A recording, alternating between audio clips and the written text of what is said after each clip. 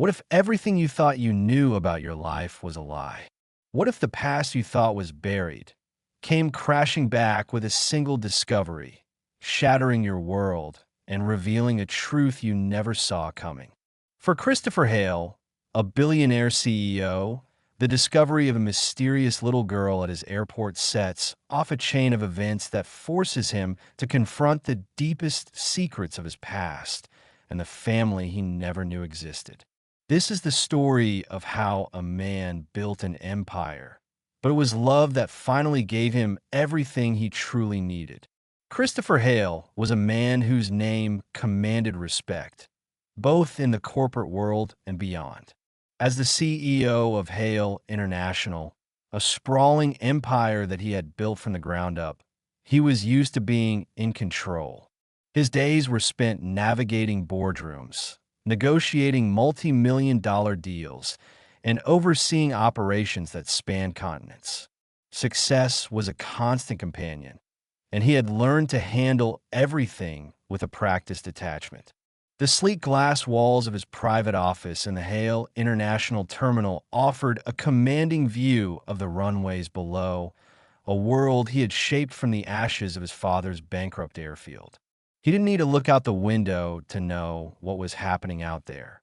Planes coming and going, the hum of commerce, the pulse of the aviation industry at his fingertips.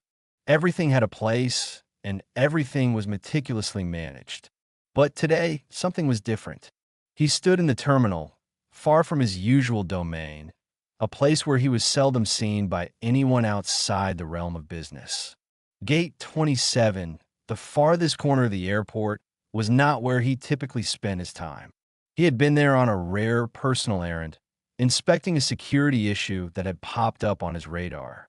There was a quiet undercurrent to the airport today, a tension he couldn't quite put his finger on. As he walked down the sterile, fluorescent-lit hallway, his eyes caught on something that should not have been there: a small, frail figure curled up on one of the hard plastic seats. A young girl, no older than 6, her face flushed with fever, her body stiff and unmoving. He felt a ripple of unease in his chest, an unfamiliar feeling for someone who was used to making high-stakes decisions with cold precision. The girl was alone. Christopher's gaze lingered on her for a moment longer than necessary. His mind quickly ran through the options. A runaway child? A lost passenger? His thoughts were interrupted by the low hum of the terminal's operations around him. But something about this situation gnawed at him, a feeling he could not shake. It wasn't just a child left behind. It was the strange sense that he had somehow stumbled into something much bigger than a momentary inconvenience. He adjusted his cuff links absent-mindedly, a habit born from years of living in the tight, calculated world of high finance. But his usual cold detachment was missing. There was something wrong here, and he had no idea what it was or why it felt so urgent. As Christopher walked down the quiet corridor of Gate 27, his footsteps echoed against the polished floor. It was an area he rarely frequented, far from the high-traffic terminals where businessmen and travelers bustled about. This corner of the airport, dimly lit and sparsely populated, was an afterthought in the grand design of his empire. Then his eyes fell on her. A small figure slumped on the plastic bench, curled tightly into herself. A little girl. Her head rested against the seat, her small body wrapped in a faded jacket that looked much too big for her. Christopher's brow furrowed as he took in the sight. Her cheeks were flushed with fever, and beads of sweat glistened on her skin, despite the chill in the air. She was clutching a tattered stuffed rabbit, its fur worn thin, one of the ears frayed at the edges, as if it were the only thing keeping her anchored to the present moment. Her eyes were closed, her breath shallow and uneven. The child looked so fragile, so alone. Christopher's heart beat a little faster, a flicker of concern cutting through his usual composure. She couldn't have been older than 6 or 7. Yet here she was, abandoned in the corner of an airport that was a far cry from the safe, bustling environment she should have been in. He stopped, taking a slow breath. He didn't know why it felt different this time, why his instinct to act was stronger than usual. It wasn't like him to get involved in things that weren't directly tied to business. But something about this girl pulled at him, like an invisible thread he couldn't ignore. He glanced around. The terminal was practically empty. No sign of a parent, no crowd of concerned people, just the girl and the low murmur of overhead announcements. She was completely alone. He stepped closer, hesitant at first, unsure of how to approach. Should he shake her awake? Try to find out where her parents were?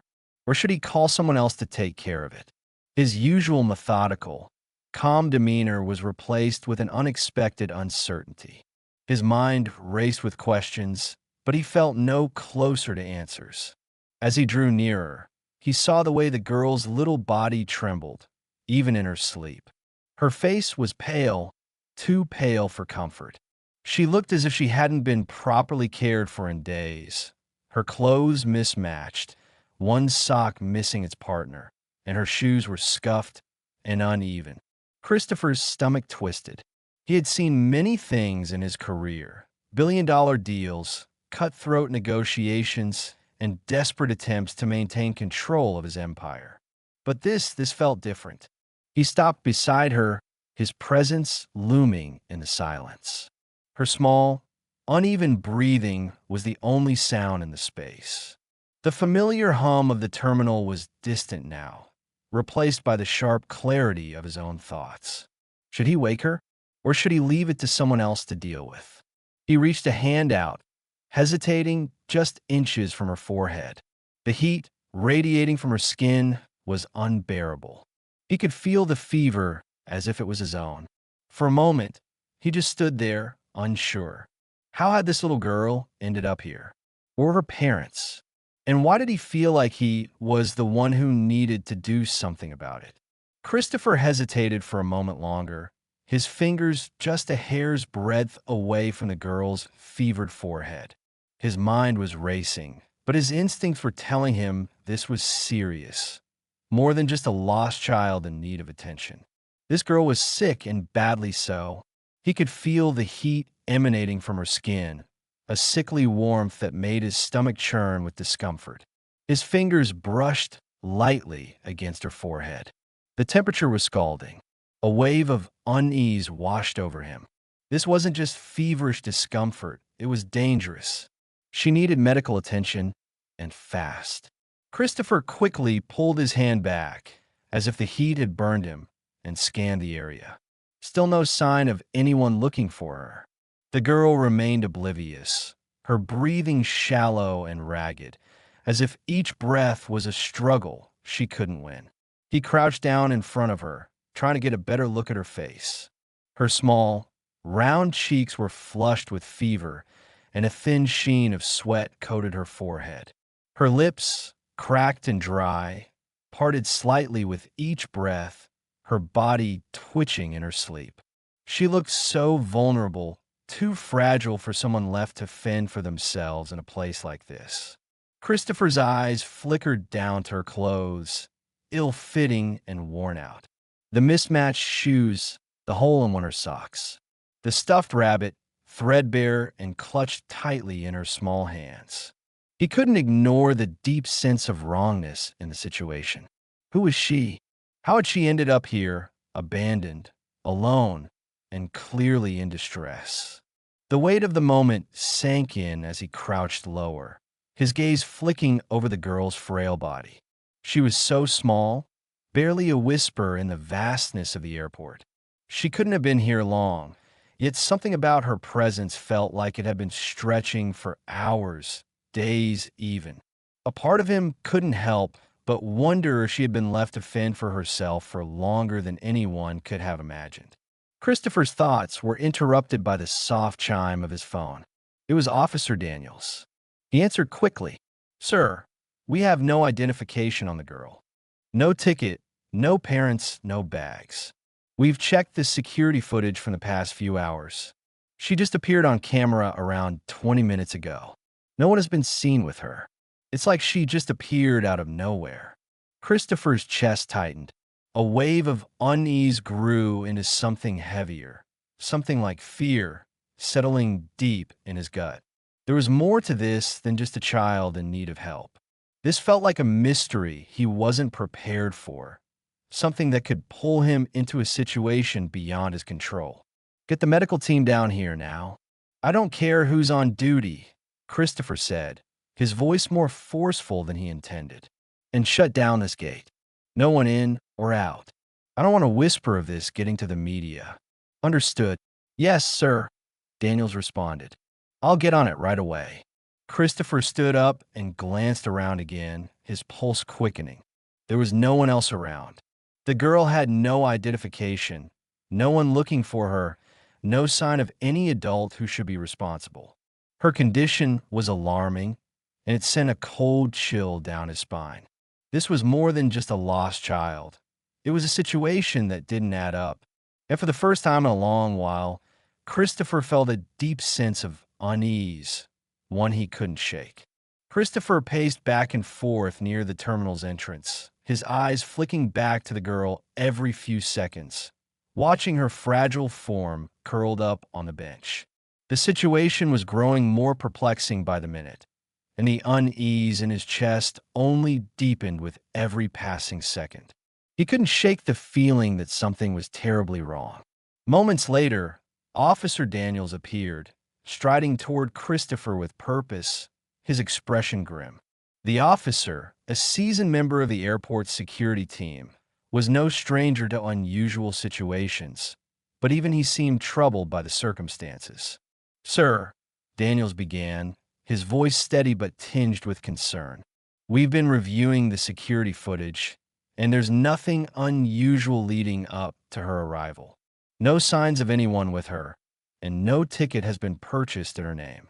She simply appeared. Christopher nodded, his gaze shifting to the girl once more. What about her parents? Has anyone come forward looking for her? Not yet, Daniels replied, his brow furrowing. There's no indication of anyone trying to contact her, no calls made from the terminal, and none of our personnel has seen anyone interacting with her. She just showed up on the cameras. She hasn't spoken to anyone either, aside from a few quiet words when she was mumbling in her sleep. Christopher's heart clenched. The girl had been completely alone, left to fend for herself in the sprawling chaos of the airport. It was hard to reconcile that with the image of the fragile, feverish child resting on the bench. Any identification on her? Christopher asked, though he already feared he knew the answer. No identificación. No box. Her shoes are mismatched, and her clothes are worn. Nothing that would suggest she's been traveling with anyone or on her own for long. Daniels paused, glancing at the girl. The only thing we found was that stuffed rabbit she's holding on to like it's the only thing in the world she cares about. Christopher's mind raced. It was like the girl had appeared out of nowhere, a ghost in the system. You're sure there's no record of her? No missing children reports. Nothing in our system, Daniels replied, shaking his head. And we've checked all the databases. She's not listed in any of the usual places, and none of the airlines have any record of her either. We've checked the most recent arrivals from international flights, but nothing's come up. Christopher's thoughts churned, trying to make sense of the situation. A child, alone, in an airport with no parent, no ticket, no trace. It was like the girl was an enigma, a mystery dropped in the middle of his empire. He had built this place, this massive airport that catered to the world's elite, with layers of security, intelligence, and oversight. How could something like this slip through the cracks? Keep looking, Christopher said, his voice tightening with urgency. I don't want any stone left unturned. Keep checking the cameras, check with the airlines again, and make sure nobody else has seen anything unusual. If anyone comes forward, I want to know. No more surprises. Yes, sir, Daniels responded, but there was an undertone of doubt in his voice. We're doing everything we can. But the moment, there's nothing. It's like she just appeared. Christopher clenched his jaw. He couldn't ignore the growing weight in his chest, the gnawing sense that this girl wasn't just any lost child.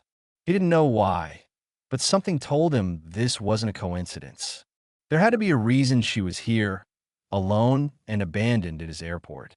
"Let me know the second you get any more information," he ordered, his gaze shifting back to the girl, still sleeping on the bench, oblivious to the chaos her presence was causing. "Of course, sir," Daniel said, turning to leave. As the officer walked away, Christopher stayed rooted in place, his eyes never leaving the girl. The sense of unease had deepened into something more, something that prickled at the back of his mind, as if he were about to step into something far beyond his control. He had spent years building an empire, everything under his command, every detail scrutinized, every risk managed. But right now, standing in front of that girl, he felt like a stranger in his own world. Christopher Hale was a man who prided himself on his emotional distance.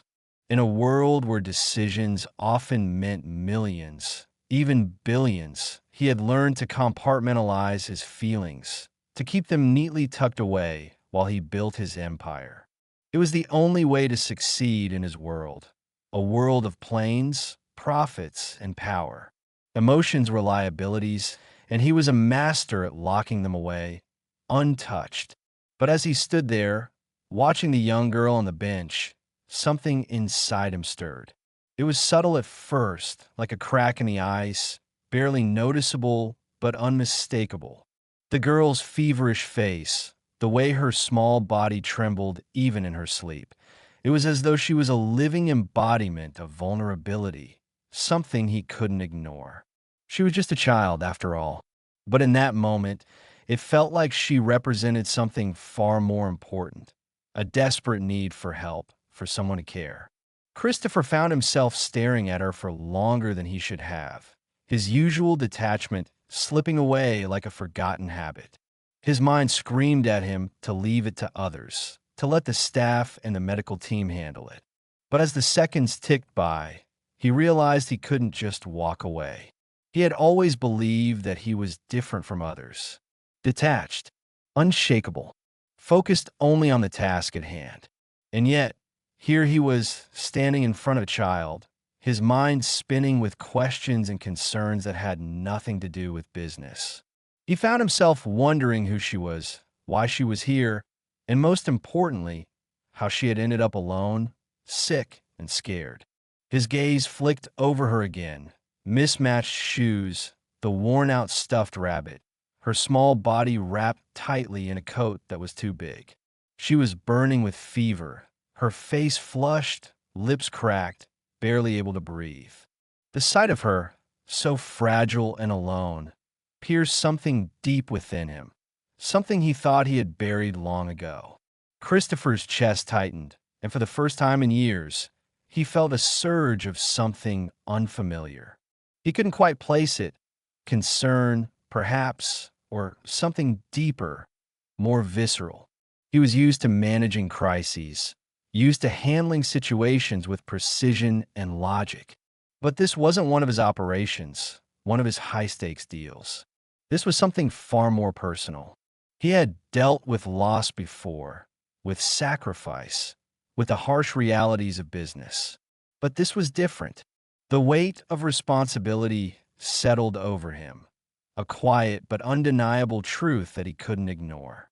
This was a child, and in this moment, he realized that no matter how many billion-dollar deals he had overseen, none of them mattered as much as this. He took a slow breath, his usual composure slipping just a little. He could feel his hands tightening into fists, a sharp contrast to his usual controlled demeanor. The world he had built, the empire he had forged, had never prepared him for this. For the first time in his life, Christopher Hale felt out of control. "Get the medical team," he said, his voice low and firm, but there was an edge to it, an edge he hadn't expected. "And shut down this gate. I want a full lockdown until we figure this out. No one leaves. No media, not a word.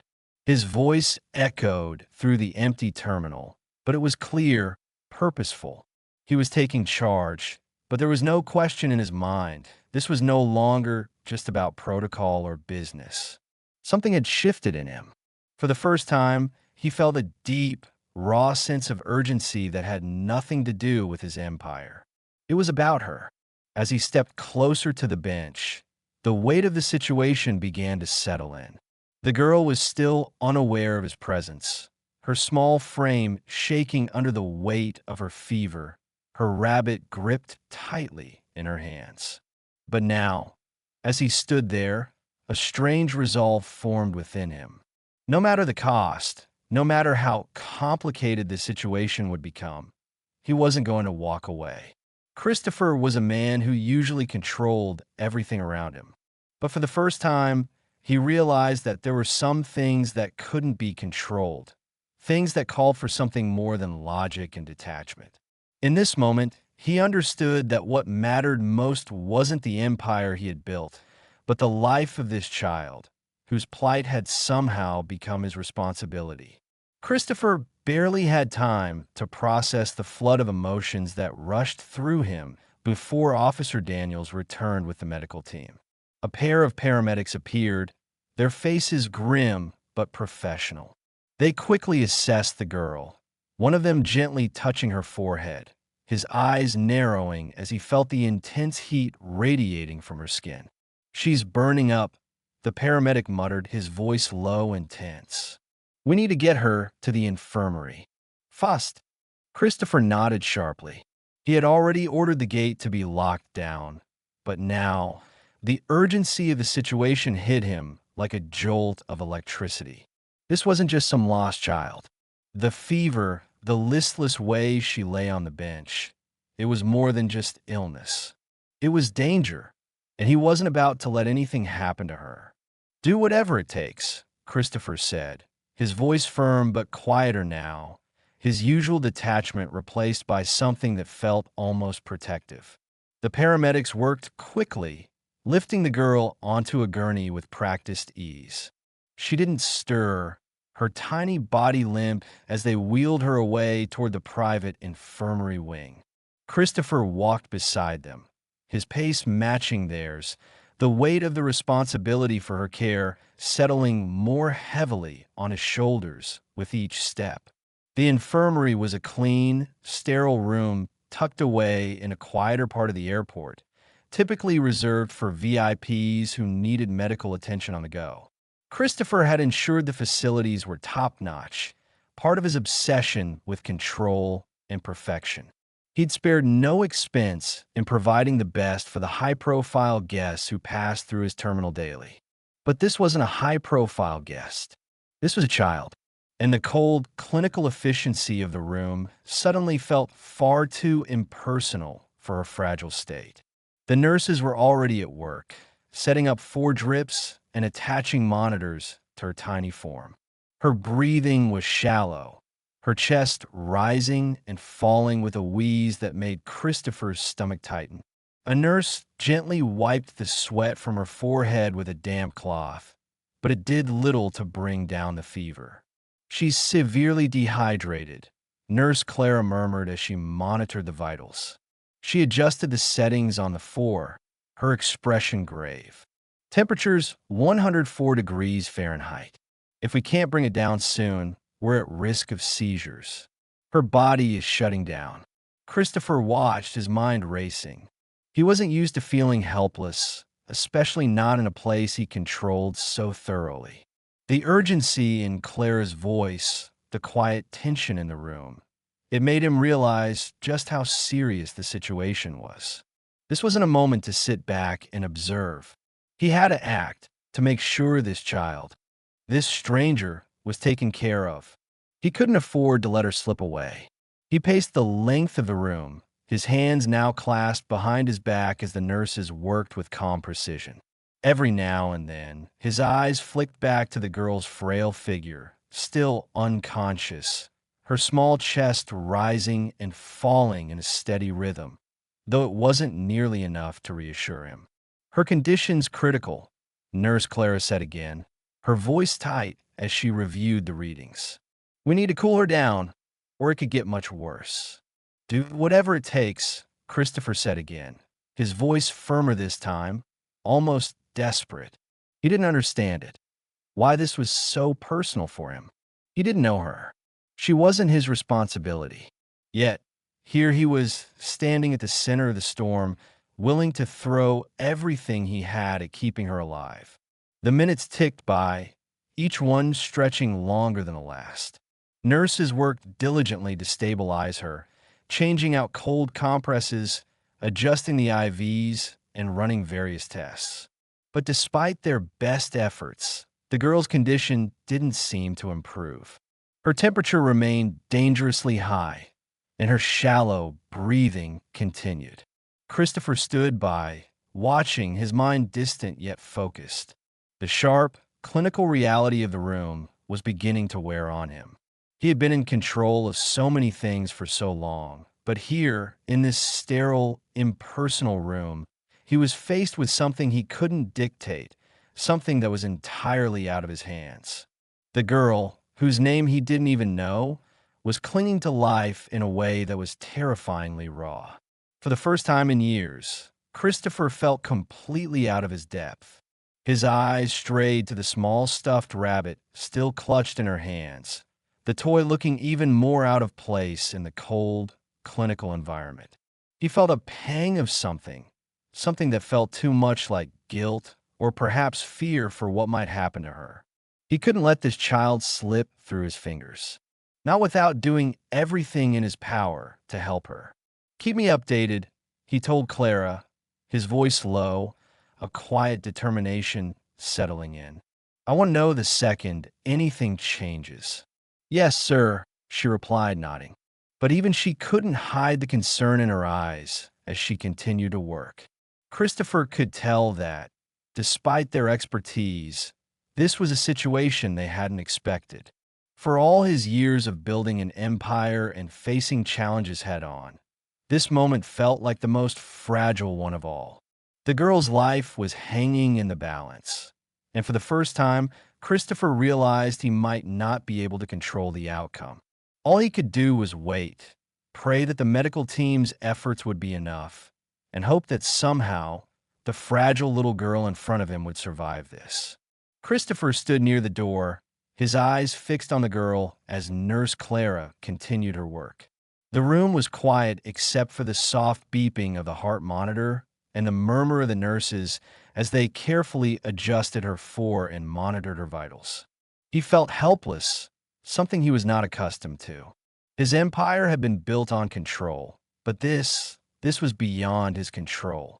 He watched as Clara took a blood sample from the girl, her hand steady despite the urgency of the situation.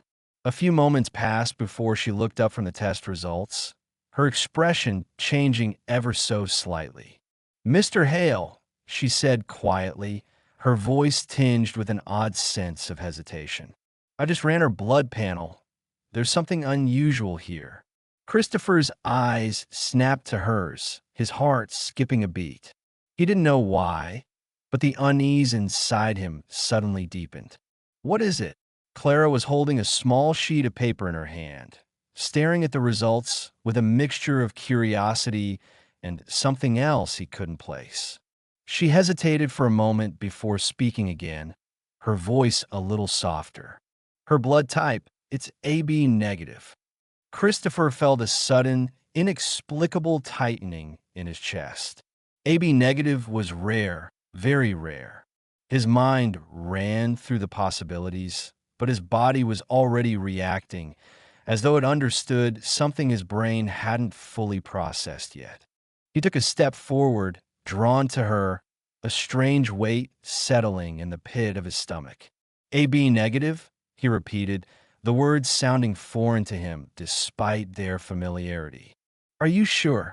Clara nodded, her gaze never leaving the sheet in her hand. Yes, it's not a common type. Less than 1% of the population carries it. For a moment, everything around him seemed to fade. The sterile walls of the infirmary, the quiet hum of the equipment. It all blurred as the significance of Clara's words sank in. Up negativa. His mind flashed back to years ago, a memory tucked away, hidden behind layers of time and distance. A blood donation, his own donation, after his surgery 3 years ago. The thought had always seemed like a distant afterthought, something insignificant in the grand scheme of things. But now, it hit him like a lightning bolt. Christopher's breath caught in his throat as he stared at the girl.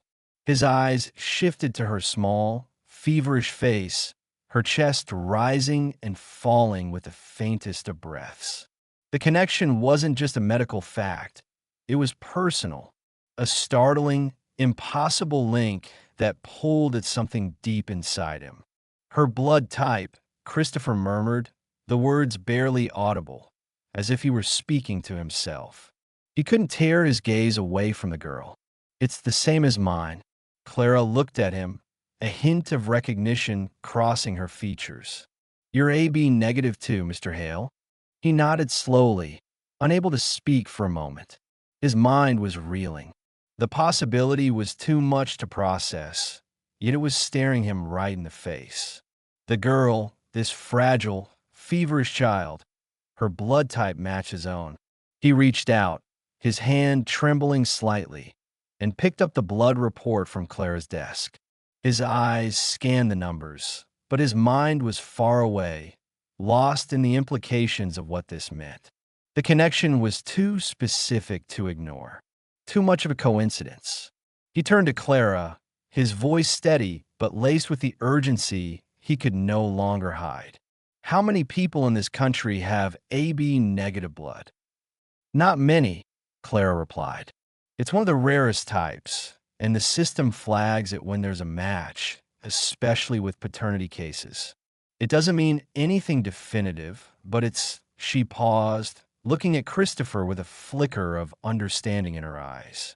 It's more than a coincidence. Christopher felt the weight of her words settle heavily on his chest. He stood still for a moment, the world narrowing to just the girl and the unsettling realization that had begun to take root in his mind. This wasn't just some random child. This wasn't just an emergency to be handled with the cold, efficient precision he was used to. There was a thread here, a thread that led somewhere he didn't yet understand but needed to. His breath was shallow, his mind spinning, trying to make sense of it all. Could this child be his? The thought felt so foreign, so impossible, that he struggled to wrap his head around it. And yet, the more he thought about it, the more undeniable the connection seemed. He turned away from Clara, his mind racing faster than he could follow. What did this mean? Could it be? The girl was still unconscious, her condition critical, and yet, there was a part of him that couldn't shake the feeling that fate had thrust her into his life for a reason. Find out everything you can about her, he said, his voice quieter now, filled with a new, deep intensity. I want to know who she is. I want to know where she came from. If there's a connection, he paused, the words catching in his throat. If there's any record of her or her family, I need to know. Clara nodded, understanding the gravity in his tone. She didn't ask questions. She just moved to gather more information, her steps hurried but precise. But Christopher stayed rooted to the spot, staring down at the girl, his heart heavy with 1,000 unspoken questions. Her blood was AB negative, just like his. And for the first time in years, Christopher Hale found himself questioning everything he thought he knew about control, about fate, and about the life he had so carefully built. Christopher stood in the quiet infirmary, his eyes still locked on the small, unconscious girl. The sterile room seemed to close in on him as the weight of Clara's revelation settled heavily in his chest. The girl's blood type, AB negative, was no coincidence. It was too rare, too specific. And for reasons he couldn't fully articulate, the fact that it matched his own felt like a sharp tug on something deep inside him. He could almost hear the soft hum of his thoughts. racing faster than he could keep up. His mind reeled, flashing through fragments of memories he hadn't considered in years. A blood donation. 3 years ago, after his surgery, he remembered the note that had come back from the blood bank, the small, inconsequential detail that he had pushed to the back of his mind. Up negativa. But now it wasn't just a detail. It was the key to something that felt far bigger than any boardroom decision, far more complicated than any business strategy. The realization hit him with startling clarity. The girl wasn't just a child he had stumbled upon in a moment of crisis. She could be his child. 1,000 questions swirled through his head. Was it possible? Could this child really be his? He barely knew her, but the connection felt undeniable. The blood. The fact that she was here, in his airport, alone. A child left in the hands of fate, with no one but him to look after her. The thought was both overwhelming and surreal. What did this mean for him? What did it mean for her? He turned his attention to the girl again. Her fragile frame was hooked up to machines, the steady beeping of the heart monitor providing a rhythmic reminder of how tenuous her grip on life was. But there was something more in that small, worn face. A strange familiarity, almost as if he had seen her before, or as if she were somehow a reflection of something in his past.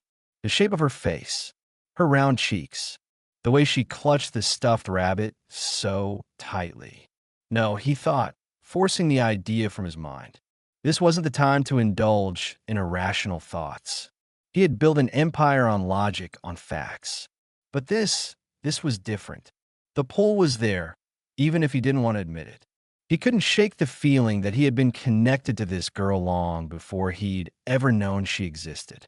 That somehow, he had always been meant to find her. It felt like the pieces of a puzzle he hadn't known he was solving were falling into place. Her blood type matches mine, he muttered under his breath, pacing the room again, the words reverberating through the stillness of the infirmary. It didn't make sense. Marissa Lewis, the woman he had been involved with all those years ago. He hadn't seen her since their brief, complicated relationship had ended, but he had never truly forgotten her. He hadn't known about a child, his child, but the more he thought about it, the more the pieces seemed to fit. Could she have hidden this from him? Was it possible that Marissa had raised their daughter alone, keeping the secret of her paternity hidden, even as she tried to reconnect with him? The thought felt painful, like a shadow of something he hadn't even known he'd lost. Christopher stopped in his tracks, his pulse quickening. There had been so many unanswered questions surrounding Marissa's departure, so many things left unsaid between them. She had walked away from him, refusing to let him help, refusing to stay. Why had she never told him about a child? Why hadn't she reached out, especially if she had known about their connection? A fleeting memory brushed against the edge of his thoughts. Marissa, standing in front of him years ago, her eyes filled with something he couldn't decipher at the time. Had she been hiding the truth from him all along? Had she been afraid of his reaction? Or had she believed he would be better off not knowing? Christopher's chest tightened. He knew he wasn't the perfect man. He had built his empire at the expense of personal relationships, his focus always on success, on power. He had been willing to give everything for his career, but in doing so, had he lost sight of something far more important? Was this my daughter? The question lingered in the air, heavy and real. It rattled him in a way he hadn't expected, as though it had shaken loose something he hadn't known was there. "Mr. Hale," Clara's voice broke through his reverie, her tone hesitant, as if sensing his internal turmoil. "Is everything all right?"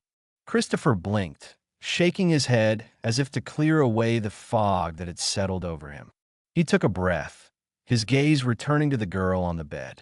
She looked so small, so fragile, and yet there was an undeniable strength in her, something that seemed to draw him in. "I need to know more about her," he said, his voice firmer now, filled with a quiet urgency. Her background, anything, everything. If there's any record of her, I want to know. Start with the blood. Let's trace it back. Clara gave him a quick nod. Of course, Mr. Hale. I'll start immediately. But Christopher didn't move. His thoughts were still spinning. The connection was impossible, but the evidence was starting to add up. The rare blood type. The sudden appearance of the girl, alone, in his airport. The fact that she had somehow been placed into his care against all odds. Could he really be a father to this child? And if so, what did that mean for everything else? He didn't know, but he knew one thing. He wouldn't stop until he had answers. For the first time in years, something more important than his empire had been laid before him. A chance to make things right. And this time, he wouldn't walk away. As Christopher stood by the infirmary bed, staring down at the small girl whose fate now seemed intertwined with his own, a wave of memories rushed in, unbidden and relentless. For the first time in years, the image of Marissa Lewis, her face, her voice, the way she had once looked at him, surfaced in his mind, vivid and clear. It was late one night in a small apartment in Atlanta. Soft jazz hummed in the background, and the dim light from the table lamp cast a warm, golden glow on the walls. They had been sitting across from each other, a glass of wine in hand, and the conversation had turned from casual to something deeper, something more personal. Marissa had always been fiercely intelligent, warm, with a fire in her that challenged him. But she also had a quiet sadness about her, something she kept carefully hidden behind her strong exterior. He could still hear her laugh, her voice teasing him with her words. "You're stubborn, Christopher. Always have been. You think you can control everything, but some things are out of your hands." He remembered how she'd looked at him that night, so full of conviction, so sure of herself, yet there was a quiet vulnerability in her eyes. He had never fully understood it at the time. He had been too focused on his own ambitions, too consumed with his growing business, to notice the cracks in their relationship.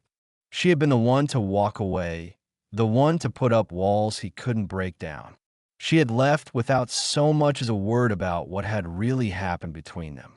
He had begged her to stay, to work things out, but she had refused. And then she was gone, just like that. "Why didn't you ever reach out?" he whispered to the air, his voice barely audible.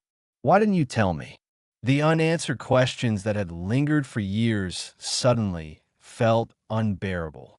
In the years that followed, Christopher had built his empire, drowning out the painful memories of her departure with deals, contracts, and meetings.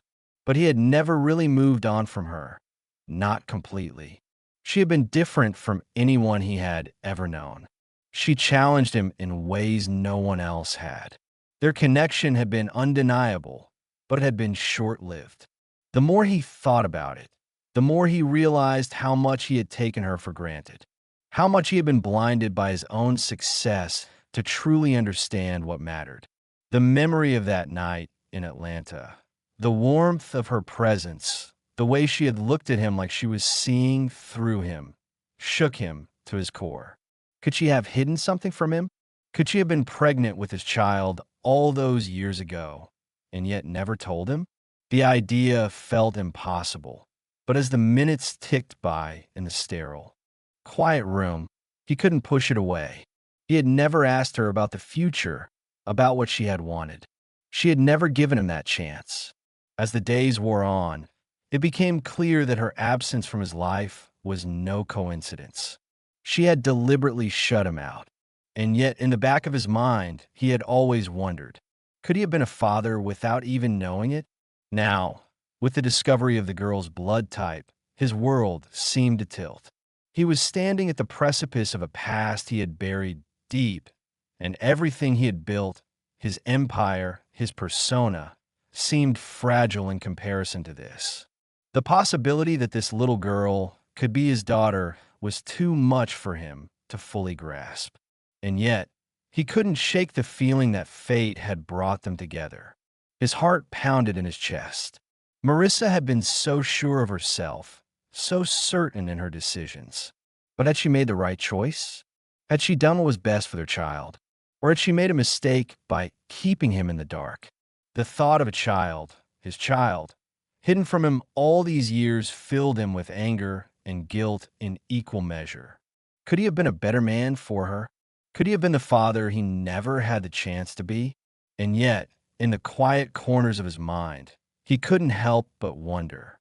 If he had known, if he had been given the chance to raise her, to take care of her, could things have been different? He rubbed his temples, the pressure of it all building. Marissa had been a part of his past, but this little girl, this unknown child, was suddenly a part of his present. The two worlds collided, the old and the new. And in the middle of it all, he was left grappling with emotions he had long buried. "Who are you?" he whispered again, the words more to himself than anyone else. "Why are you here now?" His gaze shifted back to the girl, still unconscious on the bed, her face soft and innocent, her small hand clutching the tattered rabbit. He didn't know if he was ready for the answers, but he knew he couldn't walk away. Not now. Not when everything he thought he knew about himself, his past, and his future was beginning to crumble. The memories of Marissa, the regrets, the unspoken words, now felt more like pieces of a puzzle he was being forced to solve. And in this moment, as the weight of the unknown pressed down on him, he made a silent vow. If this little girl was truly his daughter, he would do everything in his power to make up for the years he had lost. He would not let her slip through his fingers. Christopher stood still for a moment, the weight of the situation pressing down on him like a physical force. The girl's blood type matched his own. Her sudden, inexplicable appearance at his airport, coupled with the devastating possibility that she might be his daughter, set his mind racing in 1,000 directions. The urge to control the situation, to understand it, was overwhelming. He had built his empire on a foundation of precision, order, and knowledge.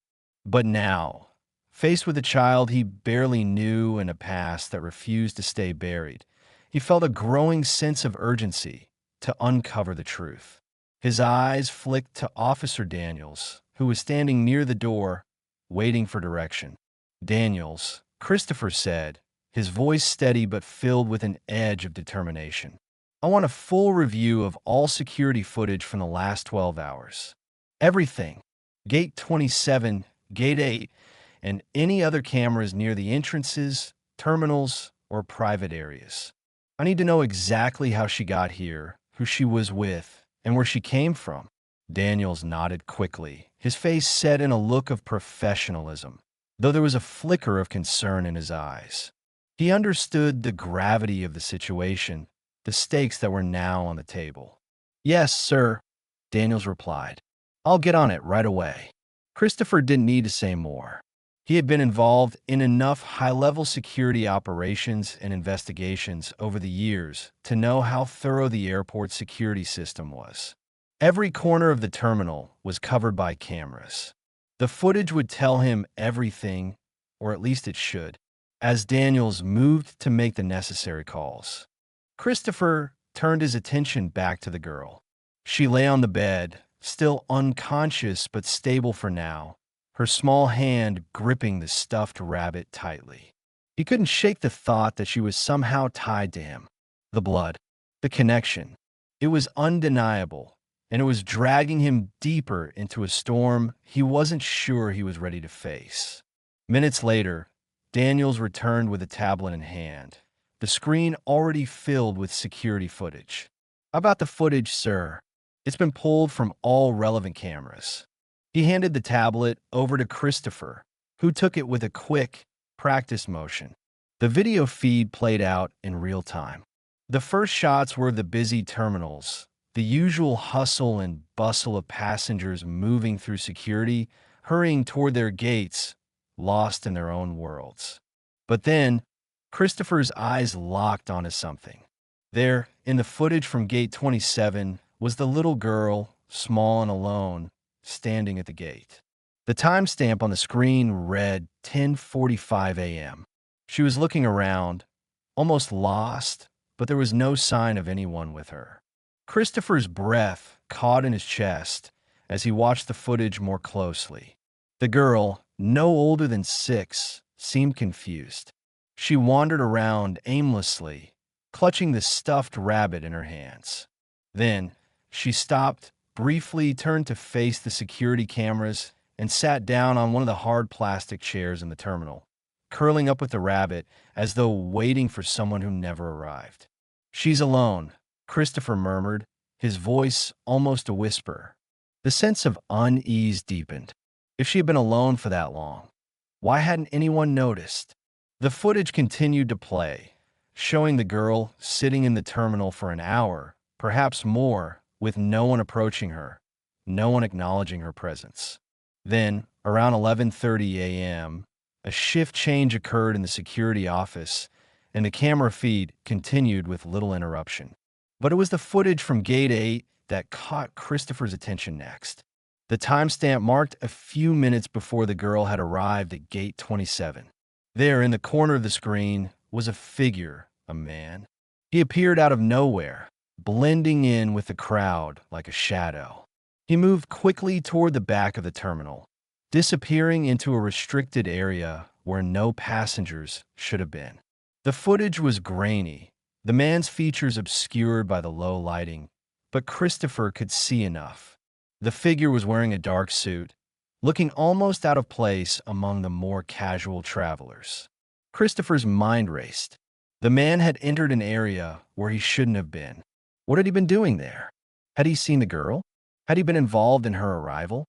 "Pause it," Christopher said, his voice sharp. Daniels quickly tapped the tablet screen, freezing the image of the man in the dark suit. Christopher leaned in closer, studying the image. The man's posture, the way he moved, it felt eerily familiar. The details were still too unclear to confirm anything, but there was something about him that tugged at Christopher's memory, a flicker of recognition he couldn't quite place. "This man," Christopher said slowly, his voice laced with suspicion. "Who is he? Can we track his movements?" Daniels was already scanning through the footage, moving backward through the video logs. "I'll get a better look. Give me a second." Christopher rubbed his forehead, frustration gnawing at him. His mind was flooded with too many possibilities, too many unanswered questions. Who was this man? Why had he been near the girl? And how had the child arrived at the airport with no ticket, no ID, and no sign of any guardian? As Daniels worked to get a clearer image of the man, Christopher's thoughts turned inward again to the girl. She had been alone at Gate 27, waiting. But who had put her there? Who had left her? His gaze shifted back to the footage, to the small girl clinging to her stuffed rabbit. And in that moment, he knew one thing for certain. He wasn't going to rest until he uncovered the truth. This wasn't just some random child lost in the airport. There was something far bigger going on here, something that tied her to him, whether he was ready for it or not. "I want everything we have on him," Christopher said firmly, looking back at Daniels. "I want his name, his background, and I want to know how he's connected to this. And make sure no one else gets access to this footage." "Understood, sir," Daniels replied, his tone unwavering.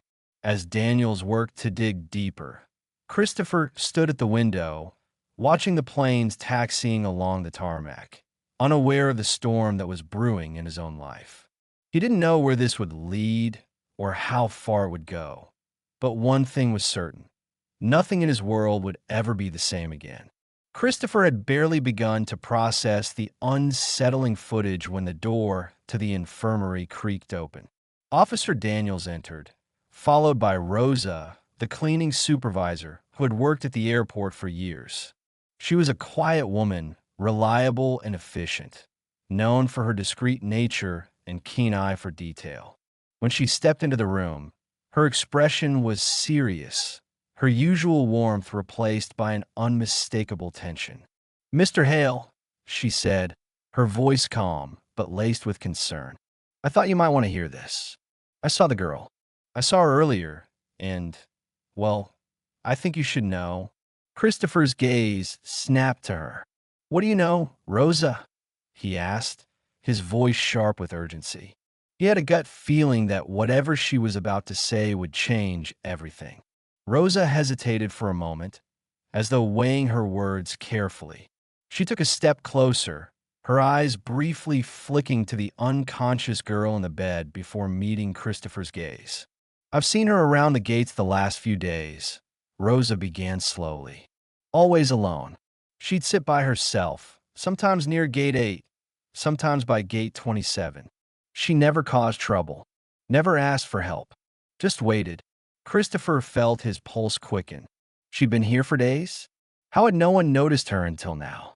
Did anyone else see her? He asked, his mind racing with the implications of Rosa's statement. I'm sure they did, Rosa replied, her tone almost apologetic. But she kept to herself. Quiet. She had a small backpack, but she never seemed to want anything. At first, I thought maybe she was with someone, that maybe her family was just nearby. But after a while, I wasn't so sure. Christopher leaned forward, pressing his hands to the edge of the bed, his knuckles white from the tension that had begun to build inside him. You said she never caused trouble. Did she ever say anything? Rose's eyes softened, a flash of something almost like sympathy in her expression. Once, she told me she was waiting for her mama to come back. She paused, her voice barely audible. I asked her if she wanted me to call someone, but she said no. She said she had to be brave, just like her mama taught her. Christopher's chest tightened, the words hitting him like a physical blow. Waiting for her mama to come back. This little girl, alone, frightened, had been waiting for days, hoping her mother would return. But her mother never came. His mind reeled. Could the girl's mother have known this would happen? Had she known she wouldn't be there when her daughter needed her most? And did she ever mention anything else? Christopher asked, his voice softer now, as if trying to piece together a puzzle that was missing too many pieces. Rosa shook her head, her gaze dropping to the floor as if she couldn't bear to look at the girl any longer. No, just that. She said that her mama told her they'd find someone to help her, but that they'd been separated. She didn't seem too upset, but I could tell she was scared. The longer I saw her, the more I realized she didn't really understand what was happening. She was just waiting for someone to come for her. She said, I'm waiting for my mama. She'll be back. A chill ran down Christopher's spine. It was almost impossible to ignore the connection between the girl's words and his own memories of Marissa. Waiting. A mother's promise. A child left alone, trusting that someone would come to save her. And yet, in this case, no one had come. Not until now. Did you ever ask her where she was going? Christopher pressed, his mind still spiraling, trying to make sense of everything. Rosa gave a small shake of her head. No, she never said where she was going, just that she was waiting for her mama. She was too small to have been traveling alone. That's why I thought she must have been with someone. Christopher stood up abruptly, his thoughts spinning faster now. What had happened to the girl's mother? He had to know more. He couldn't stand the thought of her being abandoned in this airport, of her mother's absence hanging over her like a shadow. Thank you, Rosa, he said, his voice low but grateful. Please keep an eye on the security cameras in that area. If you notice anything else, anything at all, let me know immediately. Rosa nodded, clearly relieved to have said her piece. Of course, Mr. Hale. I'll keep an eye out. As Rosa left, Christopher stood motionless, his thoughts racing. The pieces of the puzzle were starting to fall into place, but they only raised more questions. The girl's words, waiting for her mama to come back, echoed in his mind. His gaze drifted to the girl again, lying unconscious in the infirmary bed. She was too young to understand the complexities of the world, but she had been forced to face them all alone. Her mother had promised her that they would find someone to help. But was that promise ever meant to be fulfilled? Was this girl truly lost? Or had someone left her here intentionally, perhaps to find her father, to fill the void left by a mother who could no longer be there? And then, of course, there was the burning question that loomed larger than any of the others. What role did he play in all of this? Christopher glanced down at the girl once more, feeling the weight of the responsibility settle on his shoulders. He didn't know the answers yet, but he would find them. He had to, for her. As Christopher stood alone in the quiet infirmary, the weight of Rose's words hung in the air like a thick fog. The girl, still unconscious, lay motionless on the bed, a small, fragile figure in a sea of sterile white linens and machines. Her hand, clutching the worn stuffed rabbit, seemed to anchor her to the world in a way that made Christopher feel almost unbearably helpless. For the first time in his life, the world outside his empire, the world of board meetings, jet engines, and stock prices, felt far away, distant, almost irrelevant. His mind, usually so clear, so focused on power and control, struggled to make sense of what was unfolding before him. This wasn't some corporate crisis to solve with cold calculations. This was personal. The realization hit him like a rush of cold air. This little girl, this lost, frightened child, was connected to him in a way he hadn't even begun to understand. He had always prided himself on being emotionally detached, on keeping personal matters at arm's length. But now, as he stood in the sterile glow of the private infirmary, he felt that detachment crumbling. Rose's testimony had shattered something inside him, some barrier he had carefully built around his emotions, around his heart. The words kept echoing in his mind, waiting for her mama to come back. How many times had he told himself that business, power, success were all that mattered? How many times had he buried his emotions under the weight of responsibility and ambition? But now, as he watched the girl lying in the bed, those defenses seemed to evaporate. The weight of her presence, of her vulnerability, was too much to ignore. He couldn't just treat this like another logistical problem to solve. This wasn't some underperforming airline or a business deal gone wrong. This was a child, and she was alone. And her story, though fragmented and unclear, was tied to his own. He thought of Marissa, the woman from his past, the woman he had loved, or at least thought he had, the woman who had walked away, taking with her secrets the answers to questions he hadn't even known to ask. Had Marissa known about this child all along? Had she known the girl was his? The thought haunted him.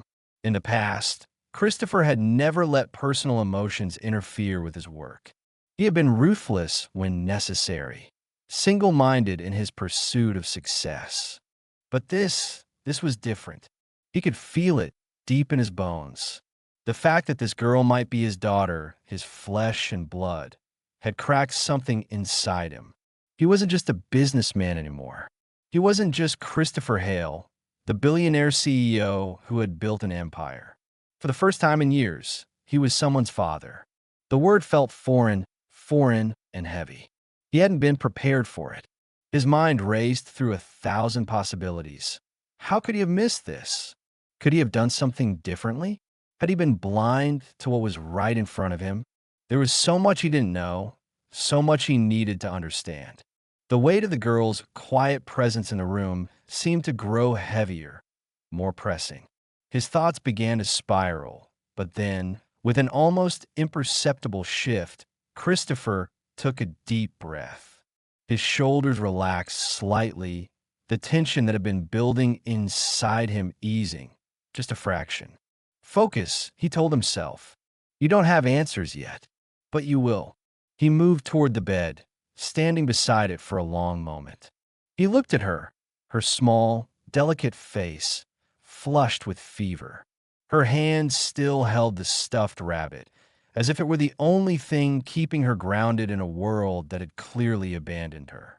His mind flashed back to the security footage, the way she had been sitting alone at gate 27, waiting. She had been waiting for something, for someone. Was she waiting for him? Was this child, his child, meant to find him, to drag him into a world of emotions he had long buried? Christopher had never been the kind of man to let his personal life interfere with his business. But this wasn't business. This wasn't about stock prices or shareholder meetings or airport terminals. This was about a child who might be his own. His heart tightened as he stared down at her. For the first time in a long while, Christopher realized he didn't want to keep running from the truth. He couldn't just turn away from this. The sharp, cold clarity that had always defined him began to soften, replaced by something he hadn't known he was capable of feeling: responsibility. Responsibility to this child, responsibility to her mother, to himself. The walls he had carefully constructed around his emotions began to crack and crumble, bit by bit. "This is personal," he whispered to himself.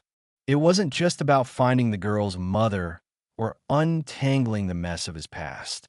It was about doing right by her, by his daughter. For years, he had been focused solely on power, on building something that would outlast him. But now, he understood something that had eluded him for so long. The legacy he would leave behind wasn't just about wealth or fame. It was about family. It was about the people who mattered, the people he could protect, love, and nurture. A quiet resolve settled in him. He wouldn't walk away from this. He couldn't. The questions swirled. The answers were still out of reach, but he knew this much for certain. He wasn't going to let this girl slip through his fingers, not without a fight. "Don't worry," he whispered, more to himself than to the girl lying in the bed. "I'm here now, and I'm not going anywhere." The shift had happened, subtle but undeniable.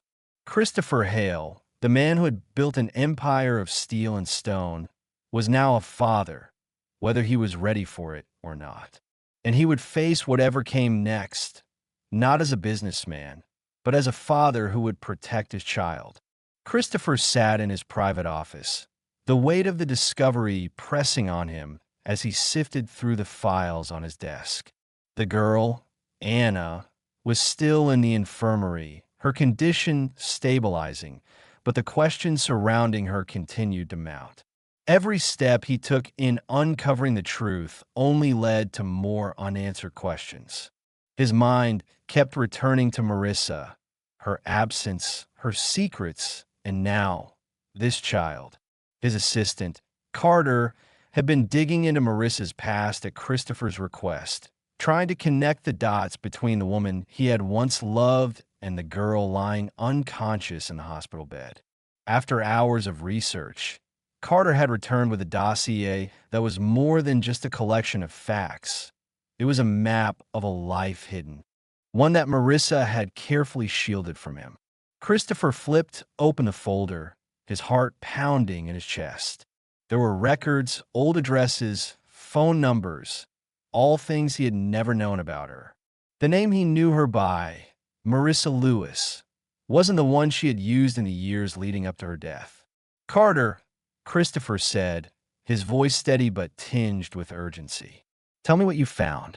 Carter, who had been standing quietly by the door, stepped closer and placed a thick stack of papers on the desk.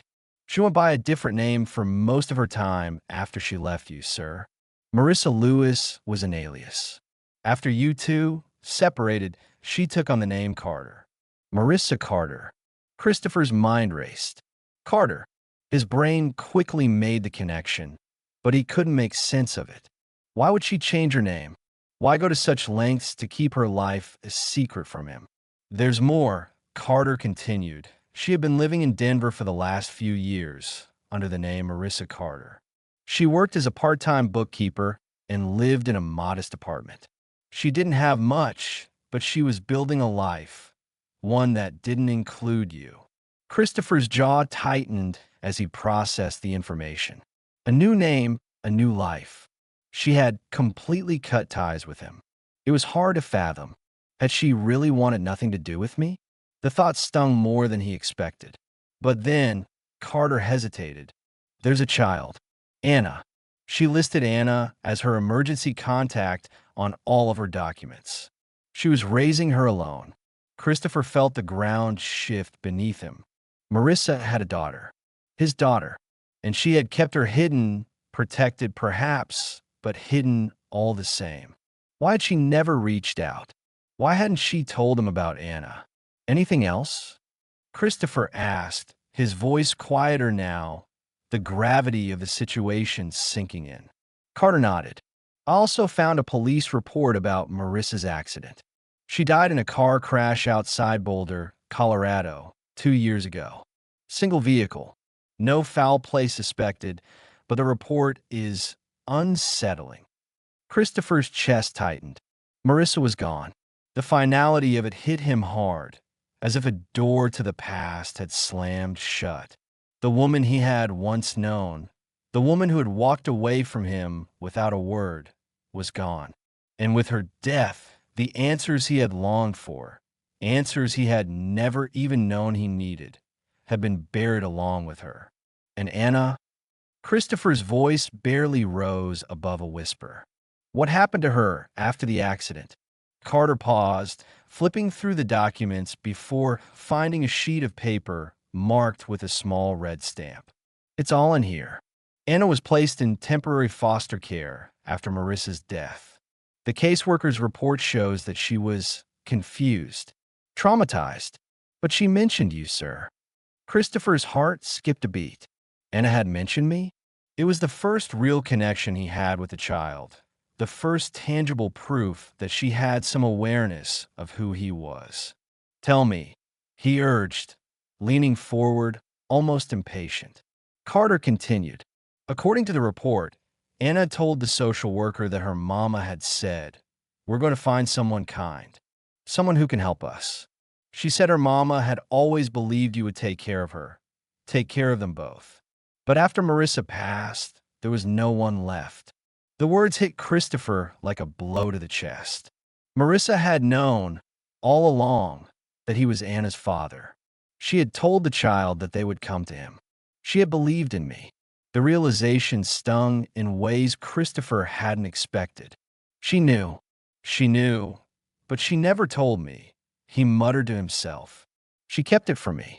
Carter's voice was quiet but firm. She might have been afraid, sir. Afraid of what your life had become. Or afraid that you wouldn't want to be part of it. Christopher stood, pacing the length of the room, his mind spinning. Fear. That was the answer. Fear had driven Marissa to keep him in the dark, to raise Anna alone and hide her existence from him. Fear that he wouldn't want her. Fear that he wouldn't be the man she needed him to be.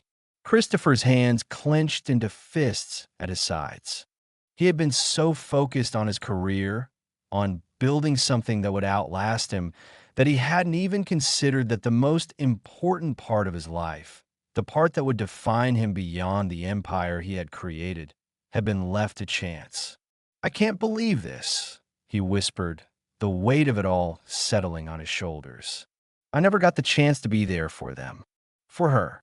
There was a long pause before Carter spoke again, his tone cautious. You still have a chance, sir. Anna's here. She's alive. You can still do right by her. Christopher didn't respond immediately. He stood in the center of the room, his gaze distant, as the reality of his situation sank in. Marissa had a daughter. His daughter. And now, here she was, lying in the infirmary, a part of his life he had never known existed. He looked down at the papers in front of him, but they no longer felt like facts.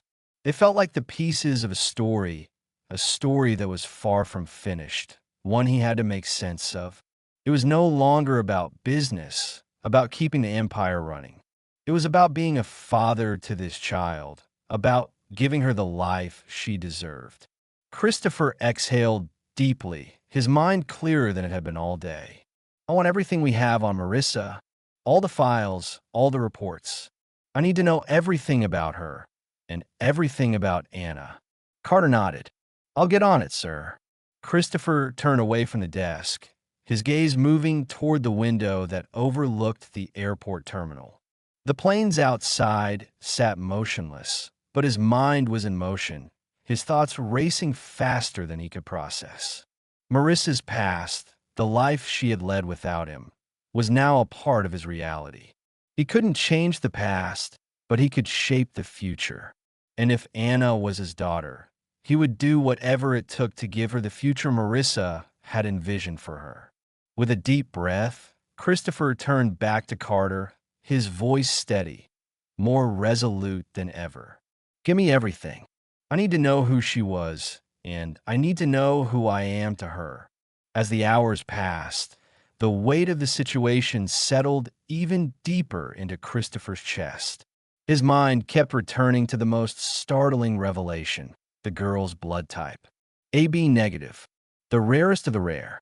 It had shaken him to his core when Nurse Clara had mentioned it, and it lingered with him like an echo, growing louder with every passing minute. He had always known that blood types could hold unexpected truths. But this was more than just coincidence. He knew his own blood type, AB negative. Had always known it. Something about it had always stuck in his mind, as it was so rare, so unique. Now, to hear that this girl, this child, shared the exact same blood type, it was too much to ignore. The possibility was too great.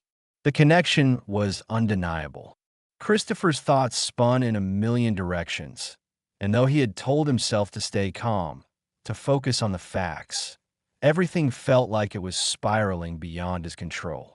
He stood at the window of his office, looking out at the airport, his empire. He had built it with precision, every detail planned, every move calculated. But this wasn't something he could plan for. This was personal. This was about blood, and the blood he shared with his child. He could feel the past creeping back into his life, tugging at him, threatening to unravel everything he had so carefully constructed. His phone buzzed, pulling him from his thoughts. It was Carter. "Sir," Carter said on the other end, his tone measured. "I've just received the results from the DNA test. They've compared the girl's blood type and genetic markers with your own. And the results." Christopher's pulse quickened. He gripped the edge of the desk, steadying himself. "What does it say?" "Mr. Hale, the tests confirm it," Carter continued. "The girl is your biological daughter."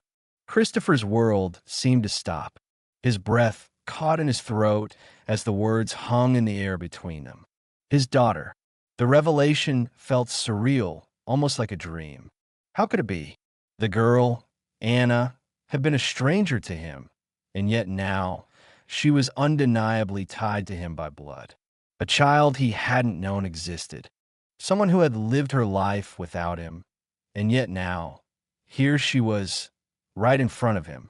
He had no idea how to process it, how to reconcile this truth with the life he had built, with the man he had become. "Are you certain?" he asked, his voice strained, as if he were afraid to fully believe it. "The tests are accurate?" "Yes, sir," Carter answered firmly. "I've reviewed everything myself. The genetic markers, the blood type, it's a match. There's no question." Christopher let out a slow breath, his heart racing in his chest. His mind was a blur, racing with the implications of this revelation. He felt a deep ache in his chest, something he couldn't fully explain. He had never imagined that one day he would find out that he had a daughter, especially in such an unexpected, jarring way. His thoughts turned inward. He thought about Marissa, the woman who had walked away from him, taking their child with her without a word. She had kept this secret from him, hidden it from him. Was it to protect him? To protect the girl? Or was it simply a decision made out of fear? Fear that he wouldn't want to be part of their lives? Christopher closed his eyes, a sharp pain in his chest. Why hadn't she told me? He had been so focused on his empire, on building a future that had no room for anyone else, that he had missed this, missed his own flesh and blood. The door to his office opened quietly, and Carter stepped in, holding a folder in his hand. The gravity of the situation was palpable, and yet there was something resigned in Carter's posture, as if he, too, was realizing the full weight of the discovery. "I've got the full report on the DNA," Carter said, handing over the folder. It's confirmed. She's yours." Christopher opened the folder slowly, almost unwilling to read it. But he knew he had to. His fingers brushed over the paper as his mind drifted back to that quiet moment in the infirmary when he had touched the girl's forehead, when her fever had burned through him. He could still feel the heat of her skin, the weight of responsibility settling into him. He had never thought of himself as a father, never imagined that title would apply to him. But now the world was shifting. The past and the present were colliding, and he had to face the reality of what this meant. Anna wasn't just a child he found in the airport. She was his daughter, and he couldn't turn away from that fact. He placed the report down on the desk, taking a deep breath to steady himself. "So what now?" he asked, his voice steady but tinged with an emotion he wasn't used to showing. "What happens next?" Carter hesitated for a moment before answering. "We need to confirm her mother's past, sir. The connection between you, between Anna, it's clear. But we still don't know the full picture. We need to understand how this all fits together. The girl needs stability. She needs answers." Christopher nodded, his mind already shifting into problem-solving mode. "Give me everything on Marissa. All of it. Every file, every detail. I want to know everything about her life. About the girl." Carter nodded, his expression serious. "I'll get started immediately." Christopher glanced at the report again, the words on the page a stark reminder of how his life had just changed in an instant. He had always known that family, that connection was important, but now it felt like everything he had worked for, everything he had built, had led him to this moment. For the first time, Christopher Hale wasn't just thinking about profits, about business deals, or about the future of his empire. He was thinking about what it meant to be a father, what it meant to take responsibility for this little girl, his daughter, whose life he had missed for so long. He could feel the pull of the past, the tug of his regrets, but there was also a sense of determination rising within him. He was going to make sure Anna had everything she needed. He was going to make sure that whatever happened next, she would know the truth about who she was, who her mother had been, and most importantly, that she would never be alone again. With a final look at the report, Christopher straightened, his resolve hardening. "I'm going to find out everything," he murmured, "and I'll do whatever it takes to make this right." Christopher stood by the window in his office, the weight of the revelation pressing on him like an invisible force. The city sprawled below him, his empire, his world, so carefully constructed, so meticulously planned. But here, in this quiet moment, everything felt uncertain. He was a man who had spent his life controlling variables, shaping outcomes, ensuring that every move he made was calculated. But this felt like a force beyond his control, a truth that had been hidden from him for years, and now it was impossible to ignore.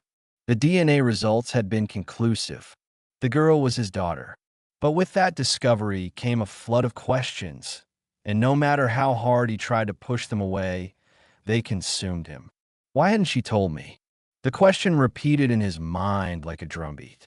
Why hadn't my Marissa, told him about their daughter? He had loved her once, or at least he had thought he had. Their relationship had been intense, passionate, full of promises. But somewhere along the way, it had unraveled. And now, it seemed that Marissa had kept something monumental from him, something that had been just as much a part of their love as anything else. A child, their child.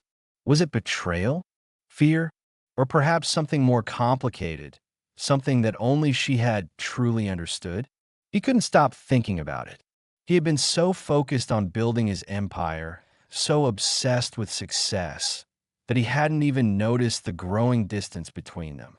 Had Marissa kept Anna from him because she knew he would be too consumed with his own ambitions to be the father she needed? Or had she made the decision out of pride, out of fear of what his life had become? The thought of being a father, the word itself felt foreign to him. He had never imagined a future where that title applied to him. For years, his world had revolved around business deals, acquisitions, and the growth of his empire. He had prided himself on being detached, on keeping emotions at bay, so he could focus on what truly mattered: success. But now, with this child, everything felt different. Christopher had never considered the idea of raising a child. The thought had never even crossed his mind. He had been too busy climbing the corporate ladder, too consumed with making his name synonymous with power and wealth. And now, here he was, standing at the precipice of something he had never anticipated: a father. He exhaled slowly, his breath coming in shallow gasps. The weight of the responsibility felt suffocating. What did it mean for him, for his life, for his empire? How could he possibly balance his relentless drive for success with a need to care for this child, this daughter, who had been thrust into his life so unexpectedly? He glanced back at the desk, where the folder with Marissa's past lay open in front of him. The documents, the police report, the hospital records, they were all pieces of a puzzle he wasn't sure he was ready to solve. The more he learned about Marissa's life after they had parted ways, the more questions arose. She had lived under a different name, kept her life and their daughter's life hidden from him. What had driven her to do that? Did she think he wouldn't care? Or did she believe he couldn't be the man she needed him to be? His mind shifted to Anna, lying in the infirmary, still so small, so vulnerable. She had been waiting, alone, hoping for someone to come to her rescue. She had been waiting for her mother. And now, as fate would have it, she was waiting for him. The thought gnawed at him. He wasn't ready for this. He had never prepared for fatherhood. How could he suddenly step into the role of a parent when his life had been so centered around business, around control? I never even thought about having children, he realized. I never thought about what it would mean to raise someone, to be their guide, their protector, their father. The realization hit harder than he expected. In that moment, he felt an overwhelming sense of guilt, not just for his own failures, but for Marissa's as well. She had raised Anna alone, perhaps out of necessity, perhaps out of fear, and he hadn't even known. A father. Could he be a good one? Was he even capable of it? He had built his life with sharp edges, unyielding ambition, and a singular focus on success. But now, faced with the reality of this child, those edges felt like they were starting to dull. Was it too late? He thought back to his own upbringing, to his father, the man who had built his own empire, a man who had valued success above all else. Christopher had learned to focus, to push forward, and to never let anything get in the way of the goal. But was that really the kind of father he wanted to be? The kind who was always absent, always focused on his work, leaving his child to navigate the world alone? His mind drifted back to the girl, Anna. She was so small, so innocent. She didn't deserve a life lived in the shadow of an empire. She deserved more. She deserved someone who would be there, who would show up when she needed him most. Christopher's thoughts became a whirlwind, a constant pull between the life he had built, the one that had made him who he was, and the life he now faced. He couldn't change the past. He couldn't go back and fix the years he had lost with Anna, the years he had missed while she grew up without him. But he could choose what came next. He could choose how he moved forward, how he stepped into the role he had been given. He wasn't sure he was ready, and he wasn't sure how it would change everything he had worked for. But one thing was clear: he couldn't walk away from this. The dilemma was real, the questions endless. But in that moment, Christopher made a silent promise to himself and to the girl who might be his daughter. He wasn't going to let her slip through his fingers. He would find a way to be the father she needed, no matter the cost. And so, standing at the window, looking out at the bustling airport, he made a decision. His empire could wait. He had something more important to focus on now. Chap Skazel. The soft beeping of the monitors in the private infirmary room was a constant reminder of Anna's fragile state. As Christopher sat beside her bed, watching the girl's shallow breath, his mind was far from the present moment. He was grappling with the discovery that Anna was his daughter.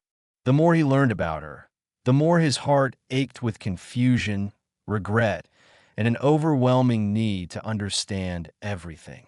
Nurse Clara entered quietly, breaking him from his thoughts. "Mr. Hale," she said, her tone respectful yet marked with concern. "We've run a more thorough medical examination on Anna, and I wanted to share some details with you. It confirms what we already suspected." Christopher nodded, his eyes never leaving Anna's face.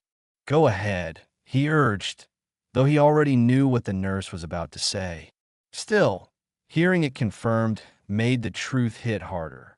Clara handed him a clipboard with more medical records. "Her medical history is consistent with what we'd expect for a child of her age. There's no major trauma, no signs of abuse. But there's something else we found that's more unsettling." Christopher furrowed his brow. "What do you mean?" "We cross-referenced her medical records with what we know about Marissa Lewis, about her time in Denver before her death. It appears Marissa had been extremely cautious about keeping Anna's paternity a secret. We didn't find any records showing a father's name listed, not even as an emergency contact. In fact, Anna's birth certificate lists her father as unknown."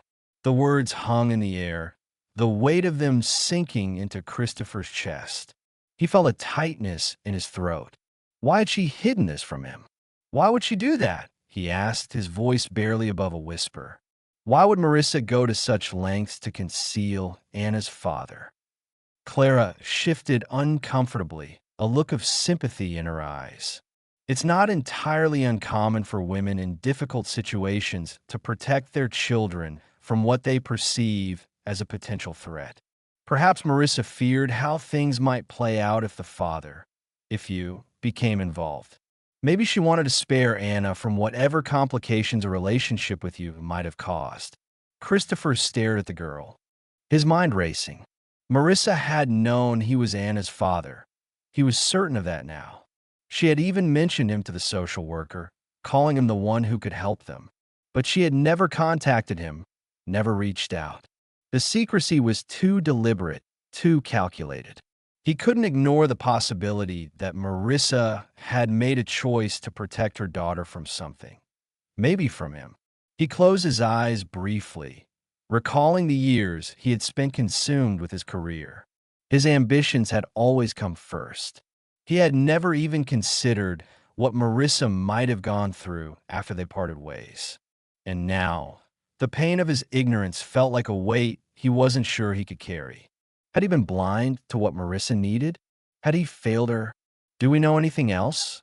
he asked, opening his eyes and looking back at Clara. "There's one more thing, sir," Clara said, her voice quiet but grave.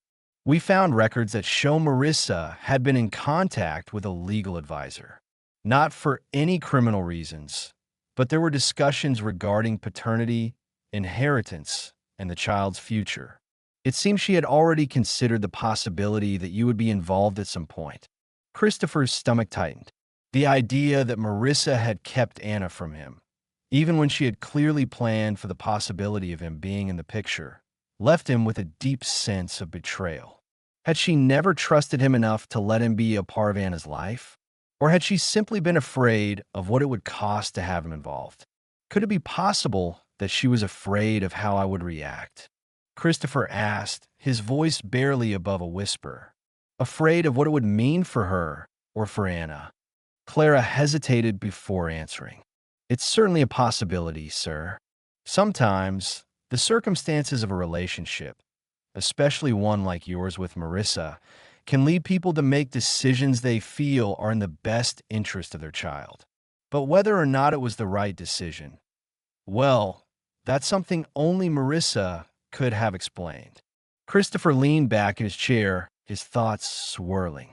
The more he uncovered, the more questions emerged. Why had Marissa kept Anna's paternity a secret? Had she been trying to protect the child from the complicated world he had built? Or had there been something more?